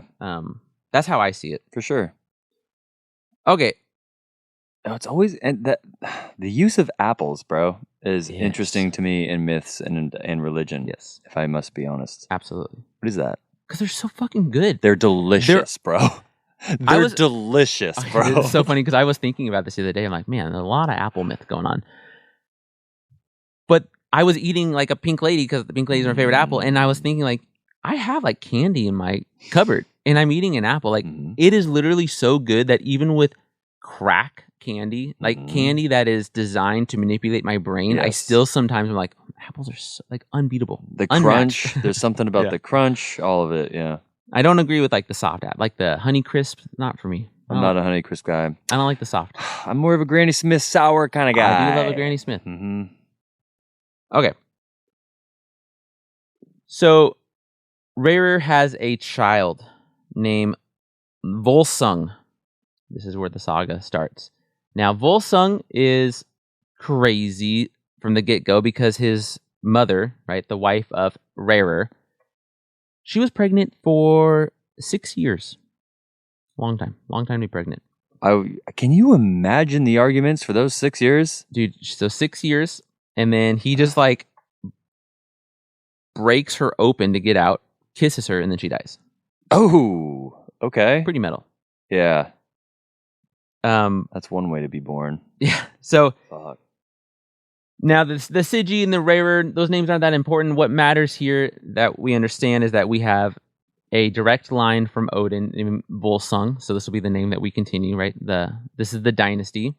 And that he is now the leader of, he's a king. So Volsung is the new dynasty. This is the new dynasty the from new era. Odin. And Volsung is in charge of Hunland, Germany, wherever the heck that mythological place is. And we can think about him as the great-grandson of Odin. Okay. Okay? I feel like I've met someone with the last name Volsung. Is that a thing? That'd be dope. I feel like I have. I don't remember if all the Volsungs die at the end or not. We'll get there. Okay, so the Volsung, he marries this lady named Hrimnir. Himrir's daughter, which is Hljod. Hiljod. Now, Himrir, that's like a giant, I believe. And so that was how they got the golden apple. So this is like a deity type figure. And his daughter, Helod, is now entering the bloodline with the Volsung. So now they have multiple deities in their bloodline. This is important for our story because it's just bolstering the name and like why they're going to be able to do so much stuff. It's all about secession, dude. It's all about secessions, even in like not so distant past kingships and royalties in England and all of this. Well, and because I want to eventually because I was originally going to do the Battle of Hastings for my battle of this series. Yeah.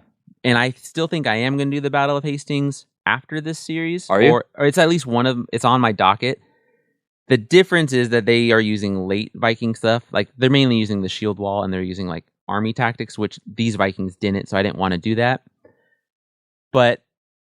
Or they did do that, but they were mainly doing raiding. So I wanted to stick to raiding for a battle. Mm-hmm. But Battle of Hastings, in most of these places, we played Crusader Kings 3. Mm-hmm. The Vikings conquer most of Europe, Yeah. and they become the dynasties. Yes. So, of course, this makes sense why this would be important because these are the people that rule everything. Yeah. I don't want to get too much into like collective unconsciousness stuff yet. We will go there. But language has a memory, and so does like our lineages of our societies. Like things survive and they get passed on whether we know why they do or not. The fact that Tuesday, Wednesday, Thursday, Friday are all Norse gods. The fact that Norse has taken over so much of English. The fact that we say, because like leg is a Norse word. You used to say shank if you wanted to use an English word. You would say your shanks. You can think even on a smaller scale, dude. Sure. Think about even things that only your family has said, or things that were like traditions that only your family does, and how over time, because you said language has a memory. Is that what you said? That's what I believe, yes. So there you go, right? Like I still have sayings that I heard from my father, that he heard from his father, that he heard from his dad.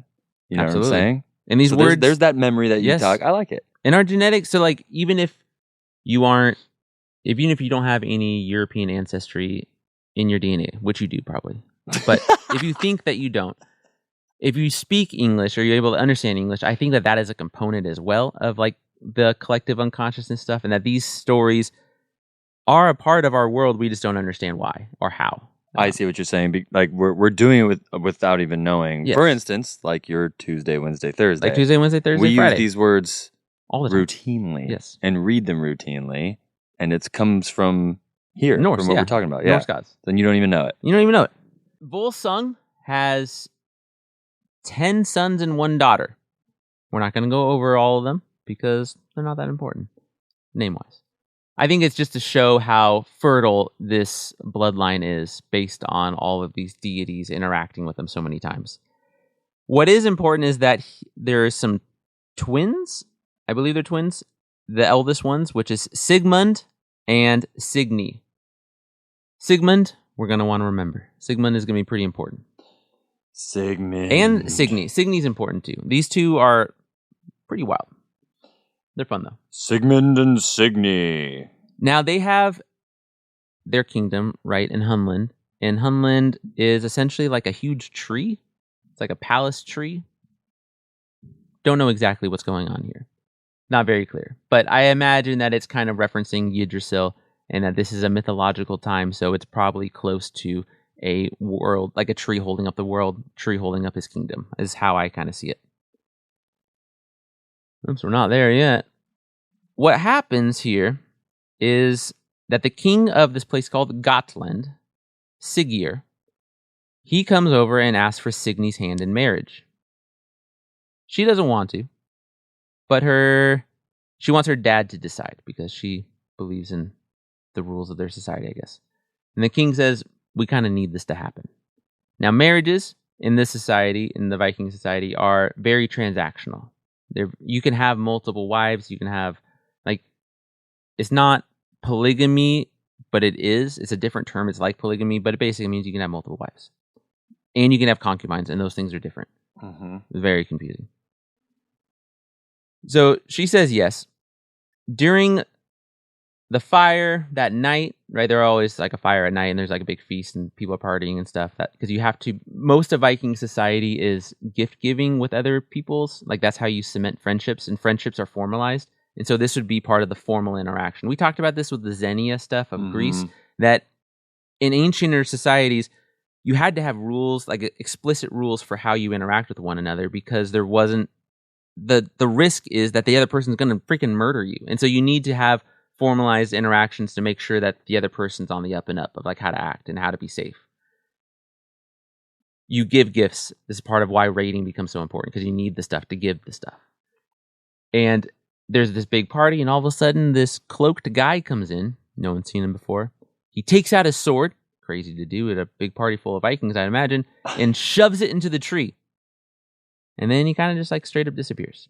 I think he says something like, "If whoever pulls this sword is the king," or something like that. And so he essentially challenged everybody to do it. Everybody tries to, nobody can do it. Except for Sigmund. Sigmund comes over when it's his turn and pulls it out. And he's like, "Hey, I guess I'm the greatest." This should be reminding us of a bunch of stuff, right? This is Excalibur. This is the Sword in the Stone. Of course. This is Lord of the Rings with Aragorn's sword. Yes, all of this very much from this. Siggeir offers a bunch of gold for it, and Sigmund gives some like good burns. He's like, "You had your chance, and if you were stronger, then you could have pulled it out yourself. So don't be a little baby." Yeah, for sure. Which insults are a big deal in this society. And I mean, they have an entire squirrel that goes back and forth and hurls them towards people. So do they have it? There's terms for it, for like giving insults. Like if you are like doing it well. Yeah, or like what the interaction is even called. Oh, really? I think it's called like Senna or something like that. Well, I think we'll get to it in this one. Well, earlier your map Yeah. showed that the Vikings had at one point perhaps made their way to the like New England area of the United States. Yes, absolutely. And that explains why everyone from that area is like kind of an asshole. That's good. You like that? Yeah, that's good. Yeah, so I have family out there, everyone, listeners. I love everyone in the New England area. It's all good. I'm using their words. They straight up told me they're like, we're assholes. Yeah, That's they're also awesome people. It's both. Incredibly, It's a both and incredibly situation. awesome human beings. All right. So Siggeir, the next day, he wants to leave, which is violating some of their terms. So this is the king of Gotland that is trying to marry Signy. You're supposed to stay for a certain number of days. Like leaving early is kind of a taboo. So he says he will repay having to leave early by hosting Volsung and all of his sons and anybody that Volsung wants to bring. Bring your whole army if you want to. Just bring everybody, and I'll host you all, and that will make up for this transgression, which we see the transactional nature of the society. And they say, sure. And so in 3 months go by, and then the Volsungs start to go over to Gotland. Now, if you haven't found out by now, this is obviously a trap. Siggeir is pissed because he wanted that sword, and he didn't like that he wasn't able to buy it. So this is causing the whole fight. The Volsungs are going to sail 3 of their long ships over to Gotland, which means that, that could be anywhere from I was going to say 200 to 300 men. It's also interesting to figure out if you're No, not sailing 100. to Gotland, Yeah. where Gotland might be. Where Gotland might be, yeah, sure. Yeah. Not 300 men. I don't know how many men it would be. 150 maybe? Maybe 200? It's hard to tell when you're in the mythology part because you don't know how big the ships are. They could be god ships that are... It's all that kind of stuff. The numbers don't make sense yet. It's the who line, is it anyway, when it comes to numbers. The points don't matter. So anyway, he sailed some ships there. Signy went with Siggeir, right? Because Signy was married to Siggeir. And so she comes running out essentially. And she tells Volsung, hey, this is a trap. You're all going to die. You have to go. Get in your ships and leave. And Volsung he says, that's fine. Everybody dies. Damn. That's his response. Everybody dies. It's fine. So he doesn't care. Well, what he says is that if I leave, I'm going to hurt our family's reputation, and my sons are going to have a terrible life. If this is how we go, this is how we go. Considering we're talking about a culture filled with stories where people just straight up kill each other, I imagine that if you're like, oh, this is a tribe, you die. It's like, okay, Yeah, they're just could happen regardless anyway. This is part of their memory. Life. It's not a faith; it's their worldview, is. and their worldview is that, and what we would think of with the tip of Germany, northern tip of Germany in this time period, probably pretty violent. The nature is violent, right? Gorgeous, also violent. Like it's both, and that I really do think that they saw like a beauty in it, and that it's just the way it is. Okay, so they have this huge fight. Volsung ends up falling, he dies, and his sons are then captured. So Signy is freaking out because it's her whole family, so she asked them to be put in stocks instead, right? So like medieval stocks kind of thing. And so they're all put in the stocks. So there's like 9 brothers. No, there's 10 because there's 10 sons. So the 10 brothers are in these stocks in a single line. And every night, you obviously know what's going to happen next. A she-wolf is going to come, and the she-wolf is going to come and eat one brother. Why's it got to be a she-wolf? Well, why can't it be a he-wolf? Because we think that it is Sigyr's mom. Oh. That's what the current thinking is, according to the translator that I was reading. We're not sure. Damn, that thing's shoving its tongue down its throat, dude. We'll get there. It's actually really fun. So the she-wolf is eating them. So the she-wolf then eats the brothers for 9 nights, because 9 is the holy number. It's a long time. Yes. Well, it's mainly just so they could use the number 9, because 9 is like the holy number in Norse mythology. 9 realms, 9 so guys it's like died. 7 in the Bible. It's like 7 and 3 in the Bible, right? That kind of thing. And this is just one of those recurring things. We talked about it with the oral tradition in the Iliad. How do you get people to remember stuff? You use these placeholder features.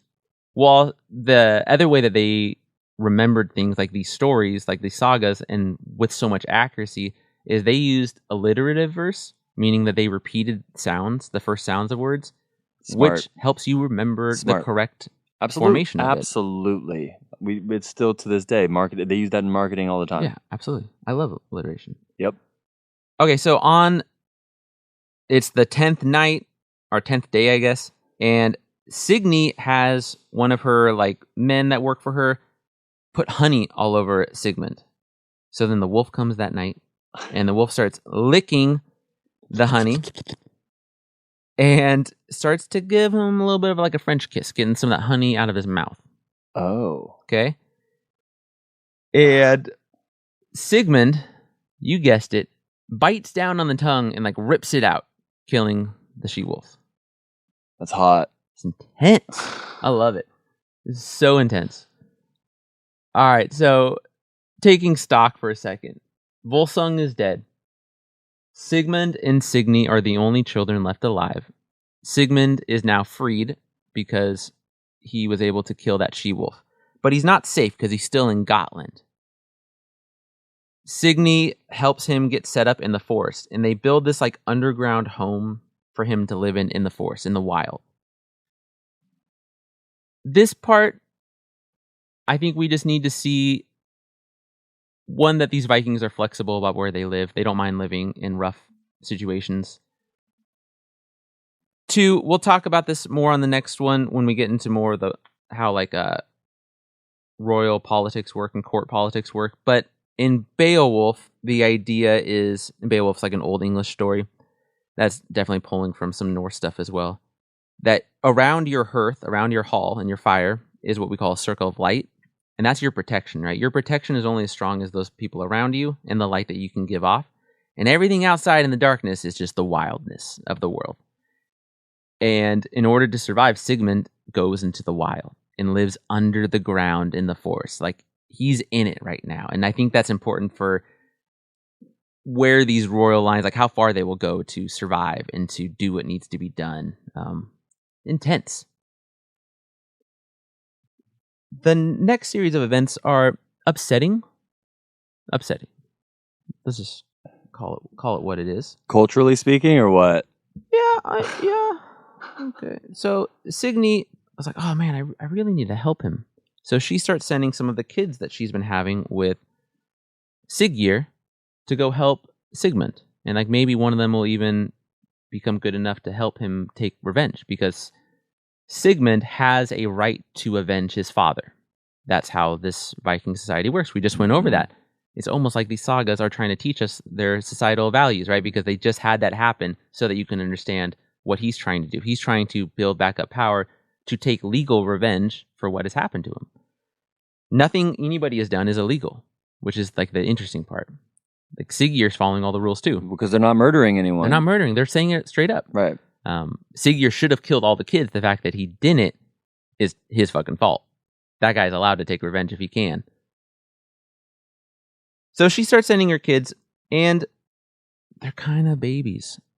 They're kids. They're fine. But they don't like doing a lot of hard work.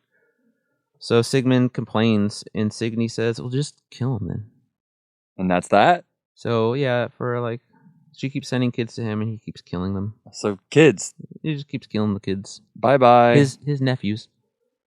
Gone. Just killing them. Not his idea, in his defense. No, but he didn't really fight it. But I think that this is, what do we call it? Infanticide, when you kill a baby.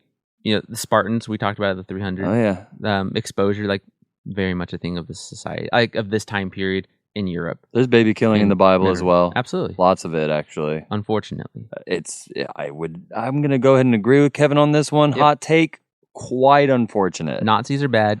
Killing babies are bad. Don't kill infants. Just... Woo!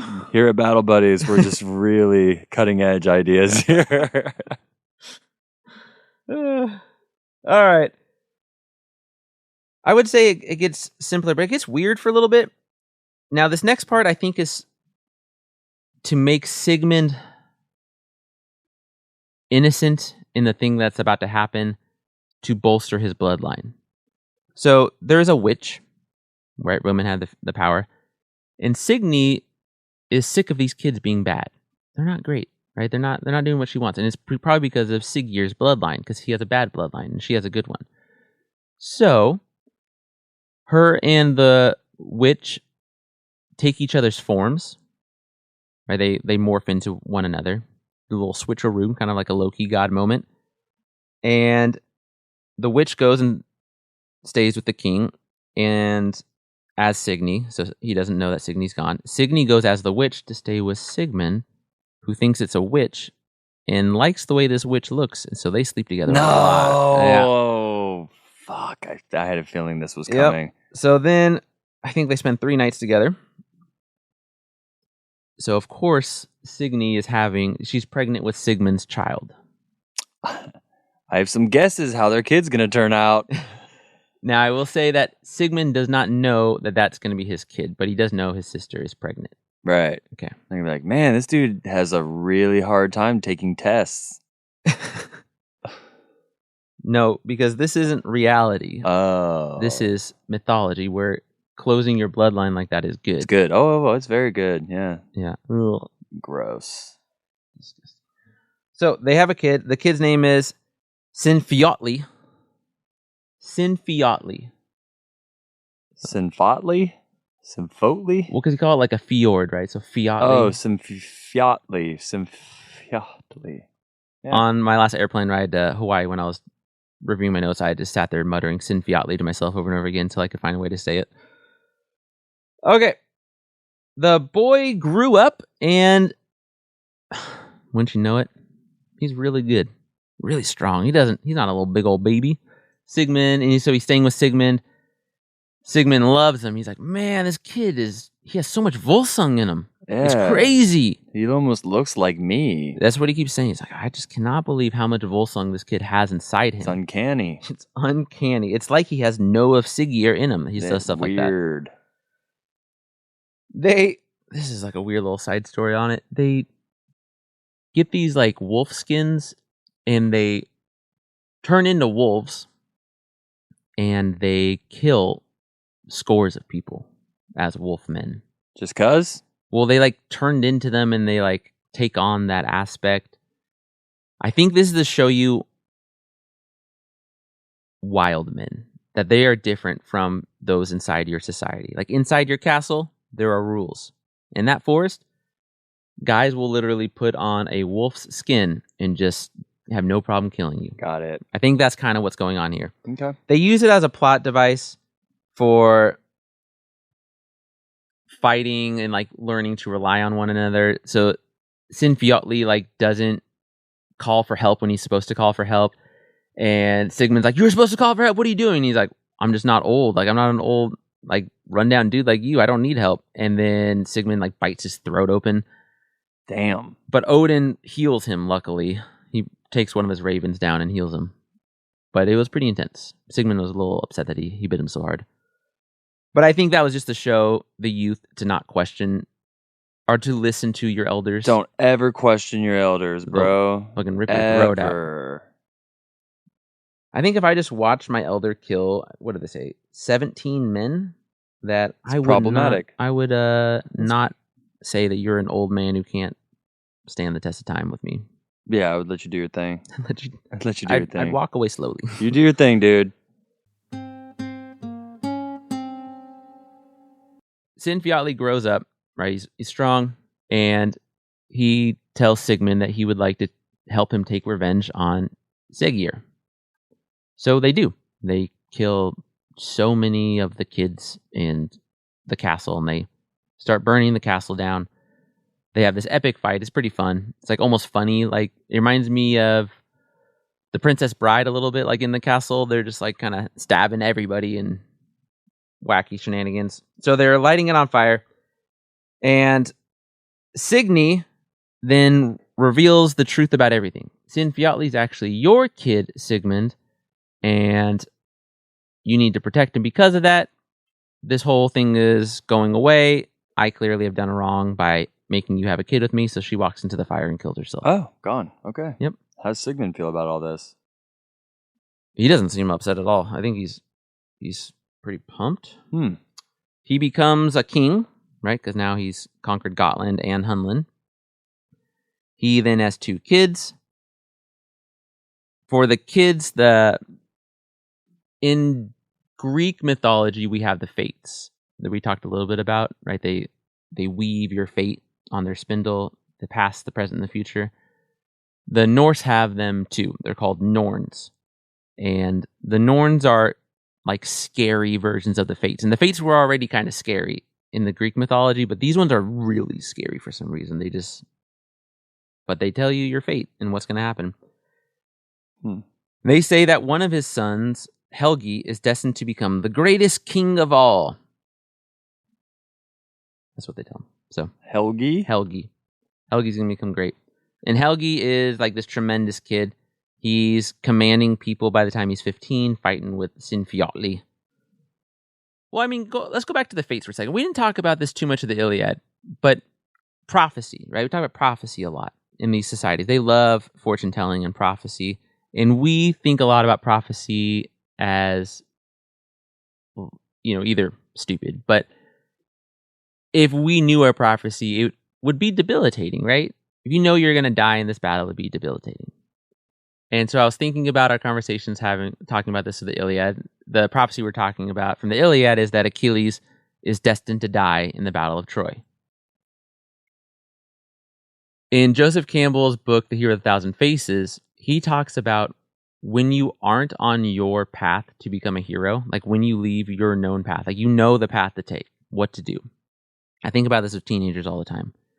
Ones that like have skill, like you're smart and like you're not trying and you're obviously off your path right now. Like you even know you're not on your path to where your life should be going. Joseph Campbell has a term for that, and he calls it a tyrant. That when you are not on your path, you are a tyrant to yourself and to everybody around you. And so I think that prophecy is another way of ensuring that you're not a tyrant, right? That you are that cultural version of a hero. You know your fate, but you're following it anyway because that's what you're supposed to do for your part of the journey. What are your thoughts on that? That's awesome. It's kind of fun, right? Oh, that's great. That gives. You mentioned it earlier when the dude was like, "Hey, this is a trap. They're gonna kill you," and he's like, "I don't. That doesn't matter All if that's people all die. part of the grand plan Yeah. here." And they don't even necessarily believe in the grand plan. Just that's what needs to be done because they don't know. They know Odin's always working, but you don't know if Odin's working for you or against you. Yeah, I'm using grand plan and definitely our lens. To, Yes, like, me too. But that's how that's Yes, the best how way it I can sounds. explain Yes. it. That's how Yeah. it would make sense to us. Mm-hmm. Is that there's a plan for us, but this is more. This is just how it works. It is what it is. Yes. When I think what I'm honestly thinking of is when you told me that just now was The Mandalorian, where he says, "This is the way." Oh, this is the way. Yep. Yeah, Absolutely. It just is. It's just like a stoic, like Mm-hmm. I'm gonna be a coward. Important things to know for this part, and this is kind of true for the society in general, is that there are kings. So a king rules over a country or a Kingdom. kingdom. But we were talking about how in this real world, in the 500s and 600s, this could be very small, we think, Mm-hmm. or very big, potentially. I don't think it's very big. I don't think they could feed that many people, is the thing. There's also, there's sea kings. Sea kings. Oh, Kings of the Sea? Kings of the sea. That's cool. They're crazy. What a weird idea. They own no land. They own an army. It's dope. They are only kings over men. So a king is a king over a land. A sea king is a king over an army. Almost like a crazy general on steroids. It is. I imagine that it starts with a raiding group, right? We talked about how raiders probably formed just literally in a bar or in your hall. And then you say, hey, I got a galley, or this guy's going to finance us and give us some axes. And then you form a little group. Well, what happens if that group's really successful for 20 years? I think they're going to give a lot of loyalty to the guy in charge. Maybe even call him king at some point. So then you have sea kings. That's dope. Yeah. Sea kings. Sea kings. So Helgi kills the great king of Hunding. Who fucking knows where that is? And his sons raise an army for revenge, as is their right. Right? He has the right to conquer people. They have the right to seek revenge. It's all fair game. There's this great battle. Helgi's going to kill like a bunch of the sons. And after he kills a bunch of them, he sees this procession of beautiful women. And they're riding. And one of these beautiful women is named Sigrun. Sigrun. She's the daughter of King Hogni. Helgi goes to her and says, I think we should get married. And she says, I do like you because you're very strong, because I just watched you kill a bunch of people and I liked that. But I'm already kind of betrothed to this other guy, Hodbrod. A dumb name. And he says to her, be of good cheer, princess, Helgi said. We would sooner try our valor than have you marry him. We shall first see which of us overcomes the other. I stake my life on this. Basically, he's saying, I might lose, but I might also kill him. Let's test it out. Mm-hmm. That's very similar to some of those Iliad quotes before the two officers duke it out. Absolutely. A bunch of times we came up to that. I might lose, but let's let the gods decide. Let's put it up in their hands now, and let's just do it. Okay, so he ends up winning. And right before the fight, though, one thing that is fun is this Senna that happens. A Senna is a contest of insults. So I did a little research on this. It is specifically how royalty insult each other before a battle. It's codified. Fucking hilarious. Wow. Let's hear some good burns. Are we going to hear some good burns? Yeah. Let's go. Sin Fiatli giving the Senna. So this is like the insult contest. And he's giving it to Hodbrod. Such a dumb name. Hodbrod. His brother, I believe. All right, a let's little hear it. confusing. Shit talk. Let's hear it. This man knew how to speak with kings. When you have fed your pigs and hounds and you meet your wife, say that the Volsungs have come, and King Helgi can be found here in the army if Hodbrod wants to meet him. And it is Helgi's pleasure to fight with distinction while you kiss your bondwoman by the fire. Burn! Granmar answered, You are not able to say much of worth or speak of ancient lore, since you lie about noble men. More likely it is that you long nourished yourself on the food of wolves out in the forest and killed your brothers. And it is strange that you dare to come in any army with good men, you who have sucked the blood of many cold corpses. Dang. Pretty intense. Saying that you served with good men, you want to serve with what? Crazy people? He's saying he's lying about serving with good men. Okay, He's saying you've tricked all these good men to fight with you. You are a vampire wolf in the woods, out of society. Sinfiotli replied, which is also a sick burn because he kind of did do that. That's not like a lie.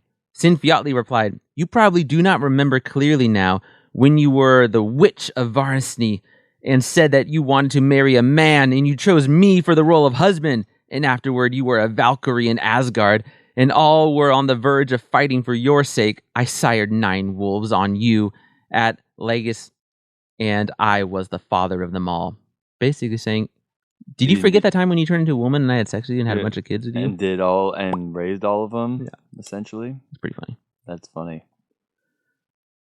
Grandma responded, you are a great liar. I do not think you could sire anyone because you were gelded by the giant's daughter of Thrasnus. You are the stepson of King Siggeir, and you lay in the woods with wolves, and all misfortune came to you one on top of the other. You killed your brothers and made for yourself an evil reputation. And then he says, Sinfiotli answered, this last one will do.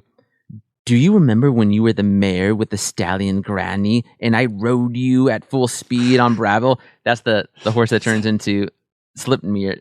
Is that the fucking that they're doing? Do you remember that time you were Loki and I totally had sex with you? As a horse. That's hilarious. So these are the types of insults they do. Damn, so they bring up their sex lives and shit in this. Oh yeah. That's hilarious. There in the Viking culture, the homosexuality is complicated because it's like a crime, but it's also not. It's always so complicated. But there is a funny graffiti, a graffito about it that survived through the ages, and it's essentially saying you didn't wipe and then you let him have sex with you. And I was like, so like you got shit on your dick? Yeah. I was like, that's a pretty funny graffiti. Dang. Like that's a good burn. Whether you're gay or not, that's a funny, objectively funny burn. We've just been making nothing's changed. Thank you. I'm trying to say that people have been making gay jokes forever. Yes. Okay, Helgi ends up winning this fight. He becomes the king. He then essentially goes away from the story. He'll be in like a different story, but he's out of this saga. But you see how these stories are connected and woven, right? So now this Helgi, if you like the Helgi story, then you could then read the Volsung story to see how Helgi came to power.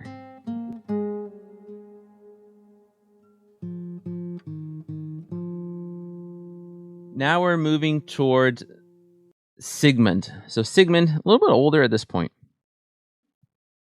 But they Sinfiotli goes back. He goes back to raiding. He wants to marry somebody, and he wants to marry Borghild, which is Sigmund's wife. He wants to marry somebody that Bjorghild's brother was betrothed to, so he kills that person. It gets a little complicated. Borghild gets really mad, but Sigmund says he's going to pay for the damages because, again, killing somebody's not illegal. Hiding it's illegal. So he's like, I'll just pay for it. But remember, besides getting the price, you could also seek revenge. Both of those are acceptable. So she gives them some wine.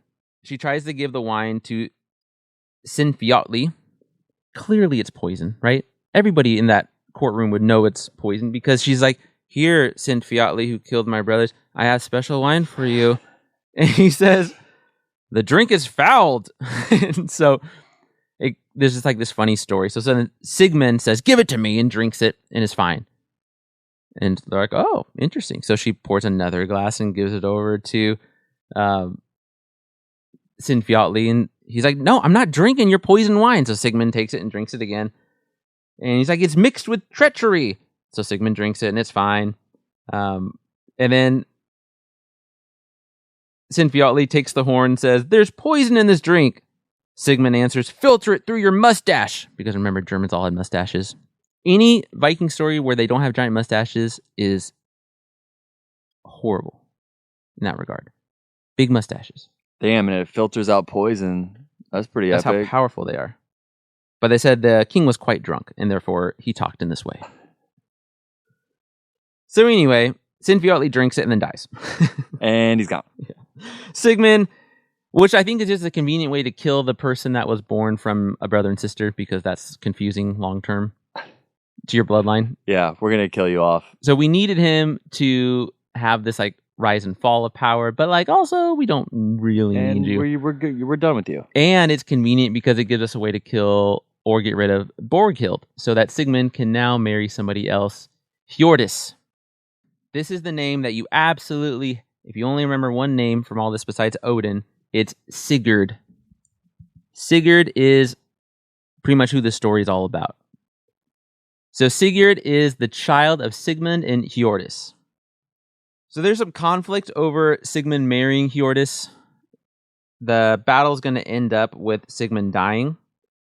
But like a true epic, like in the Iliad, you get to talk before you die sometimes. So he talks about... Oh, I mean, that's in movies too. It's awesome. Yeah, people are on their deathbed like, tell Tiny Tim I won't be coming home for Christmas. Yep. So I think he essentially puts his hand on Hjordis's belly and is like, "You are with child. You will have my son, and he will be great. He'll be the best of all the men." Which ends up being true. So maybe he figured it out. The interesting part about Sigurd, right, is that his dad is dead. And with Caesar's story, Caesar's commentary on Gaul, we talked a lot about hostages, in that hostages are not how we think of them. I think it's wrong to think of them like modern hostages. Hostages in this time period are largely about maintaining peace.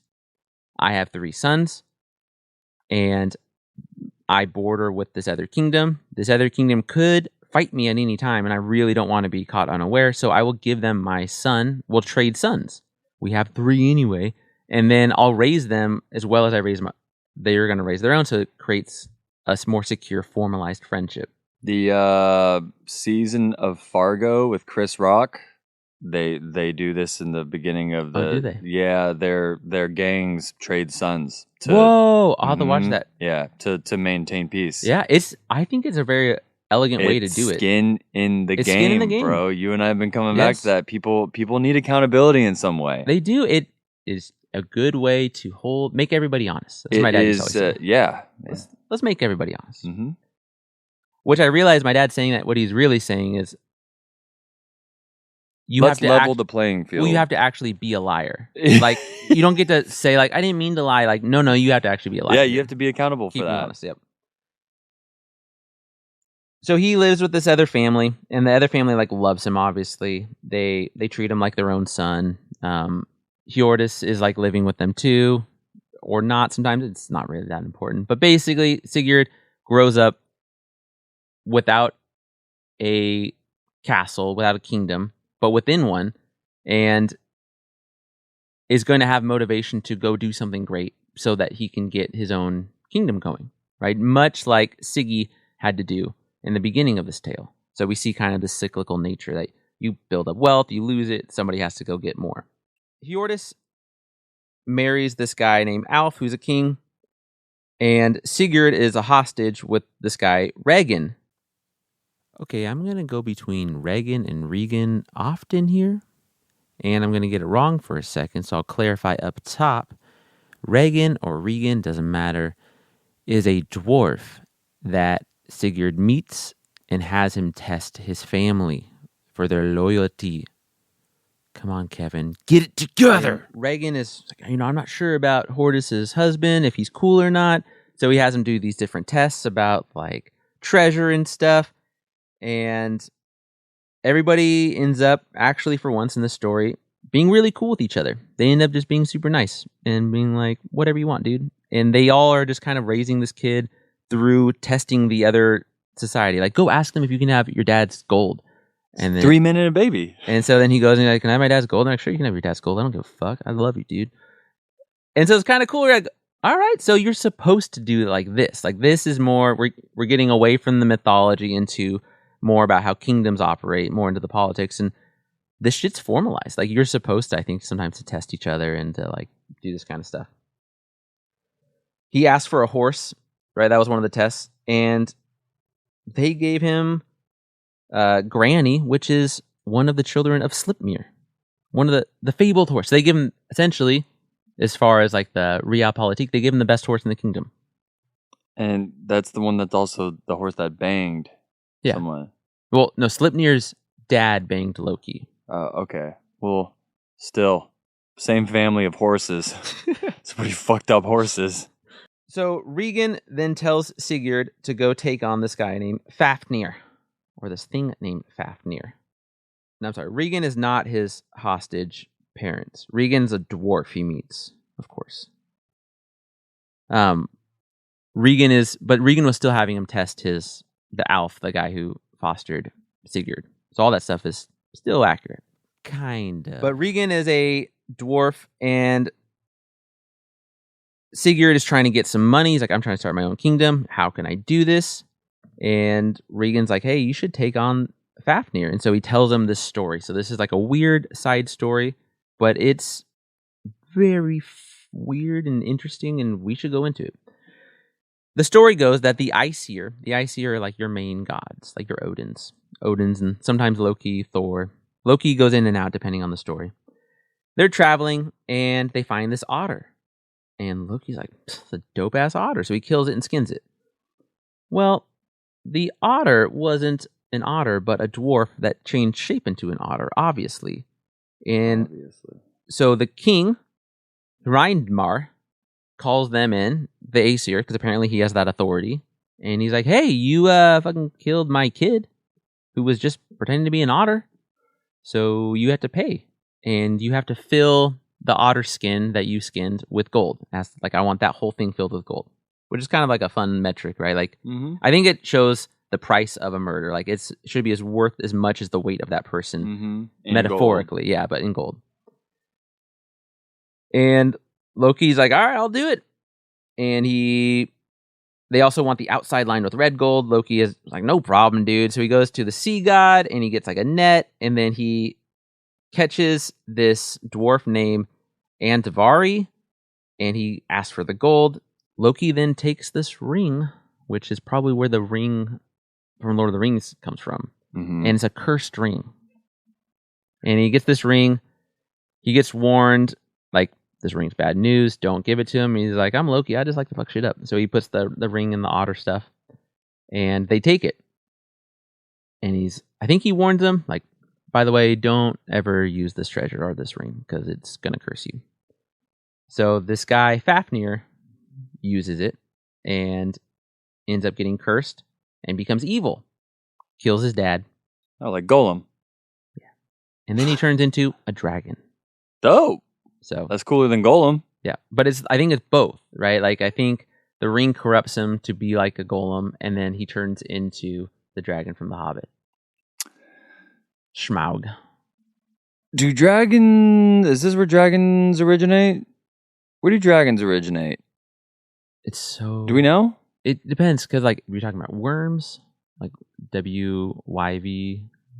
Yeah. Like there's like the wyverns, and then there's dragons, and then it depends a lot on culture.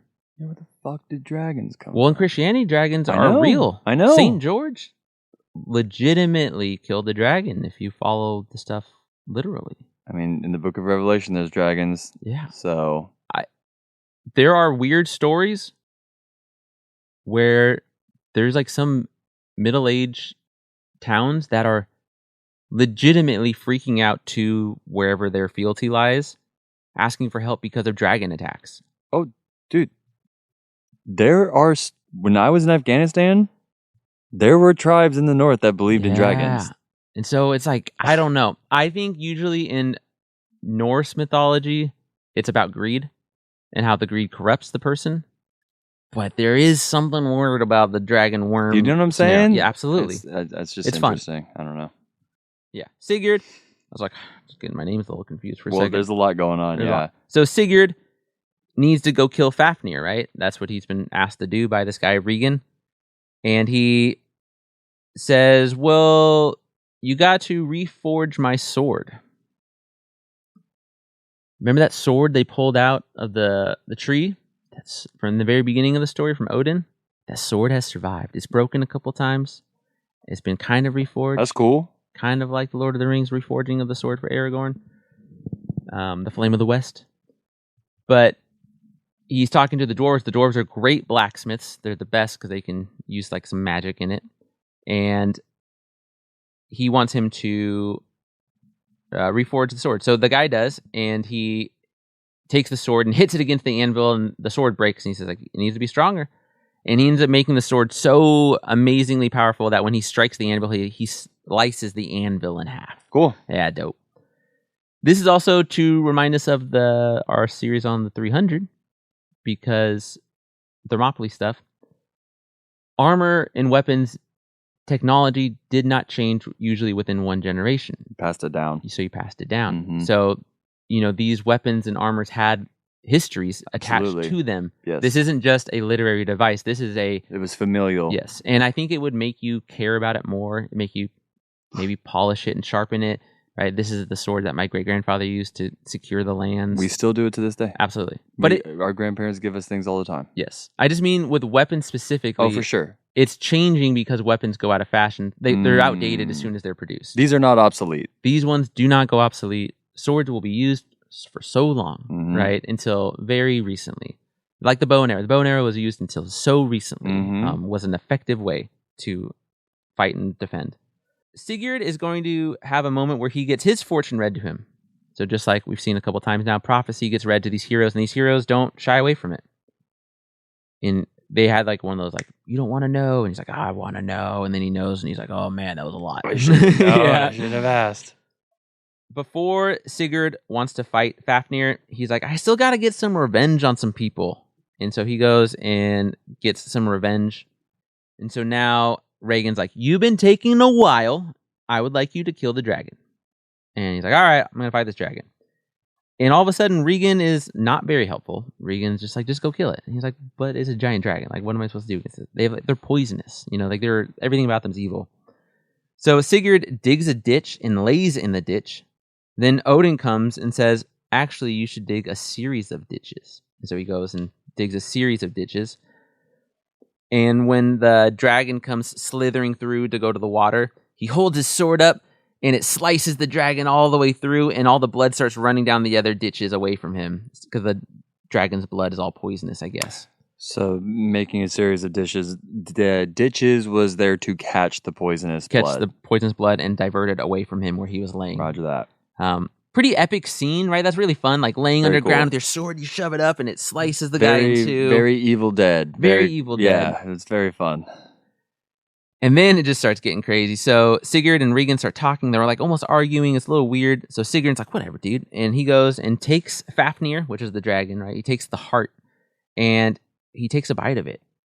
It's tight. It's dope. And then all of a sudden he can understand birds.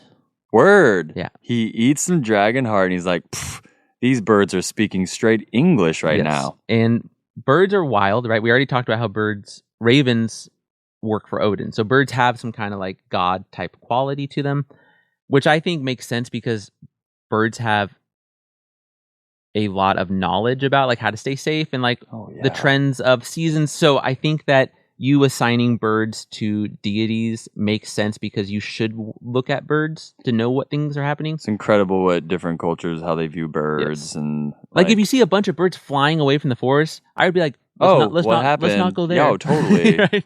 Birds will circle prey. Yeah, absolutely. Like it's totally interesting. A lot of knowledge there that you can, just from watching them, you can get.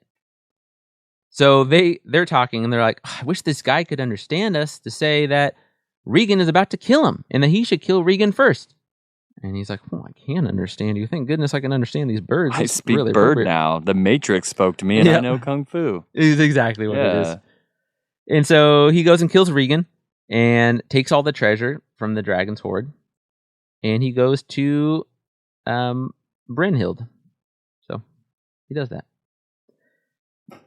Now we're entering the transition. So this is like us transitioning from myth into legend. So things are going to start getting more real, and then we'll stop right before the actual transition happens with like the Huns and everything. That was fun.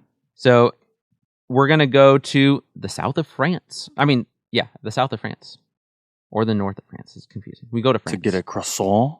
I guess so. Well, it's because we're going to meet the Burgundians eventually. Oh, that's I remember them from the last podcast Yeah. on the left. The They're Burgundians are like a real people. Oh, Like, yes. Like Attila the Hun is in the story. Really? Yes. Oh, let's go. So there's a bunch of stuff about armor and how they make it. And he learns from this lady, Brynhild, about runes and magics. Remember, women have magic. Women are magic. What is the name? Brynhild. Is that where Broomhilda comes from? Yeah, Brynhild. I didn't know that. Yeah. So he learns from her magic and runes, like Odin did. Because, again, it's a feminine thing, and it's disparaging. Like, they'll make fun of you, but also, like, who cares if it gives you You power? want more power because that's how Odin was exactly. Which is the difference between me as a teenager versus me as an adult. Because me as a teenager, like, don't make fun of me. But me as an adult, I'm like, functionally, I don't care if this is what I need. No, shame is gone. Yeah. We're married with children. Exactly. Like, useless shame. Still feel good shame. There's a difference. There's a difference. Okay, so she gives him some advice that we should look at real quick. She says, "Do well by your kinsmen and take little revenge for their wrongdoings. Endure with patience and you will win long-lasting praise. Beware of ill dealings both of maid's love and a man's wife. Ill often arises from these. Control your temper with foolish men at crowded gatherings, for they frequent speak worse than they know. When you are called a coward, people may think that you are rightfully named so. Kill the man another day, rewarding him for his malicious words." You can totally read that as she's not talking to Sigurd, she's talking to the Viking listening to the story at the campfire, right before, they're going to host a nation nearby. It's supposed to jack you up, right? Yep. And the difference between cultures, when you get called a coward at the dinner feast, it's not don't kill them. It's don't kill them right then. Because if you kill them right then, it's going to explode. You're going to ruin the whole thing. It's going to be fighting. But that guy does need to pay for it. Just sober up. No crowd. Handle business. Do it. And then pay the cost. Crazy. Like, that little line is just so interesting. It reveals so much about, like, their culture. Viewpoint. Yes. Their ethics and morals. And I think it's clear that a lot of these people had tempers. If, like, every other line is about temper. Interesting. Okay, they become engaged, and he gets new gear, so, like, new weapons and armor and stuff. It's a big deal. Yeah. Upgrades. It's nice. It's like gold and shit like that. Now, they ride to Brynhild's sister and her husband, and Sigurd stays with them for a long time. So this is now where he's kind of camped out. He's camped out with these new people. Brynhild ends up weaving a tapestry of Sigurd's story, which is kind of dope. That's one of women's jobs, is to weave. Same with Greek cultures, right? The weaving, the techne, weaving fates, weaving prophecy. So Sigurd sees that now Brynhild is in a tower. This is where the story gets weird. And I think this is the transition. So this will be where we end, because then the transition actually changes. She's in a tower. So they meet, they have this council. She teaches them magic. They are engaged to be married. And they're like kind of married maybe. And then all of a sudden, he's in the kingdom of her sister. And she's in a tower, like, locked away. And I don't know if it's just like a weird part of how the stories come down to us, or what I like to think is that instead they did all that, and then they're like, actually, we didn't have anybody sanction this, so we have to pretend we haven't met each other yet. And so she goes to a tower where she's supposed to be. Interesting. And now he gets to play coy, like, hey, I saw this girl in a tower. She was, like, really pretty. And they're like, I should go save her. And they're like, oh, her name's Brynhild. And he's like, cool. Can I marry her? Yeah, I should go take care of her. Yeah. Because she's just stuck up there. What's interesting about Brynhild is, we'll talk more about her next time, but she's a shield maiden. So she's a warrior. She fights. Like, he sees her on the battlefield. And shield maidens are women that just kill. Which we'll talk more about. But the women are... Shield maiden stuff is controversial because it's not clear, but I like to think that they could do anything. That sounds cool to me. I'm pro shield maiden. pro shield maiden. Yeah. Women do fight on the battlefield. Yep. I've seen it. You did see it. So the myths. Those are the myths. Those are the myths of we have not finished the Song of Volsung yet. No, so now like the myth is, the Odin line and then the slaying of the dragon. Those are the two big parts of the myth. Now it goes to Sigurd, and he's going to be in like real locations trying to form real kingdoms against enemies like Attila the Hun. No kidding. Yeah. All right. So we're going to start getting into the myth is going to become a reality. Yes, we're getting closer and closer. Okay. Well, I learned a lot. That's really interesting. Admittedly, I did not know, I still don't know a lot about Vikings. And Me either. It's pretty... It's wacky, I feel like people are kind of highly... It's just interesting, dude, what like time does to history and how we view it. Like, you know what I mean? Yes. Like, Vikings have just become like some silly little mascot on schools now. Right. And sports teams. And now it's like, what the fuck even is a Viking? Yeah. Like, what part of the world is that even? And so it's kind of nice for us to kind of dive into that, because this does find its way into a lot of different corners of our own culture, and I'm sure whomever is listening to this, their culture as well. Yeah, we're gonna, when we get to the raid of Linden's farm, we're gonna read one of the parts that Children of Ash and Elm makes us listen to and read, because it's the most sobering description of what a raid is that you've ever heard, and you're like, oh. Raids are fucked up. Oh, okay. And we should know this. I get it. Would you liken raids to like the LA riots after or the Watts riots? No. No. Way worse. Could not. No, not. They're not similar at all. Because like the Watts riots had a goal. Okay. This is just straight up chaos and like this is economics. Fucked up. This is literally their economic system. It's I meant to say this in the beginning, but I guess it doesn't matter because we're not at the raiding yet. But the raids themselves are how their economic model works, and so they become addicted to it because their internal politics work by gift giving. So I only get friendships are formalized. I can only get your friendship favor, not as if you like me, but if I can give you enough gifts on top of following the rules. So a raid would completely nullify all the idea of a gift in the beginning because you're just taking it. No. You're raiding shit. That's how I get the gift to begin with. Oh, God. So it becomes something that I have to do more and more as these small kingdoms start to merge into bigger ones. So I need more gifts to give to more of these kingdoms. But those gifts are stolen. Yeah, but that doesn't matter. Because in our economic model, we come from Ragnarok. We come from this time when the world was destroyed. Chaos. So this was a part of how we survived. Unfortunately, it got baked into our ethos. And now we're addicted to it because our whole economic and political model is based on it. And it doesn't get smaller. Kind of like how our culture is addicted to making money in the ways that we make money. Absolutely, right? Yeah. Do import, export? Yeah. Okay. Man, knowledge. Well, thank you, Kevin. This is good so far. How many we're going to do like 3-part on this? We're doing 3. So the myth, the legend, and then the battles. The battle. Okay. Well, thank you, listeners, for listening to this.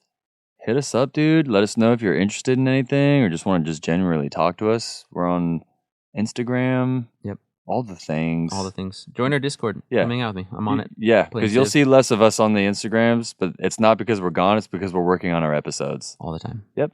So many books. Lots of reading. Thank you for listening, and until next time, okay, hey.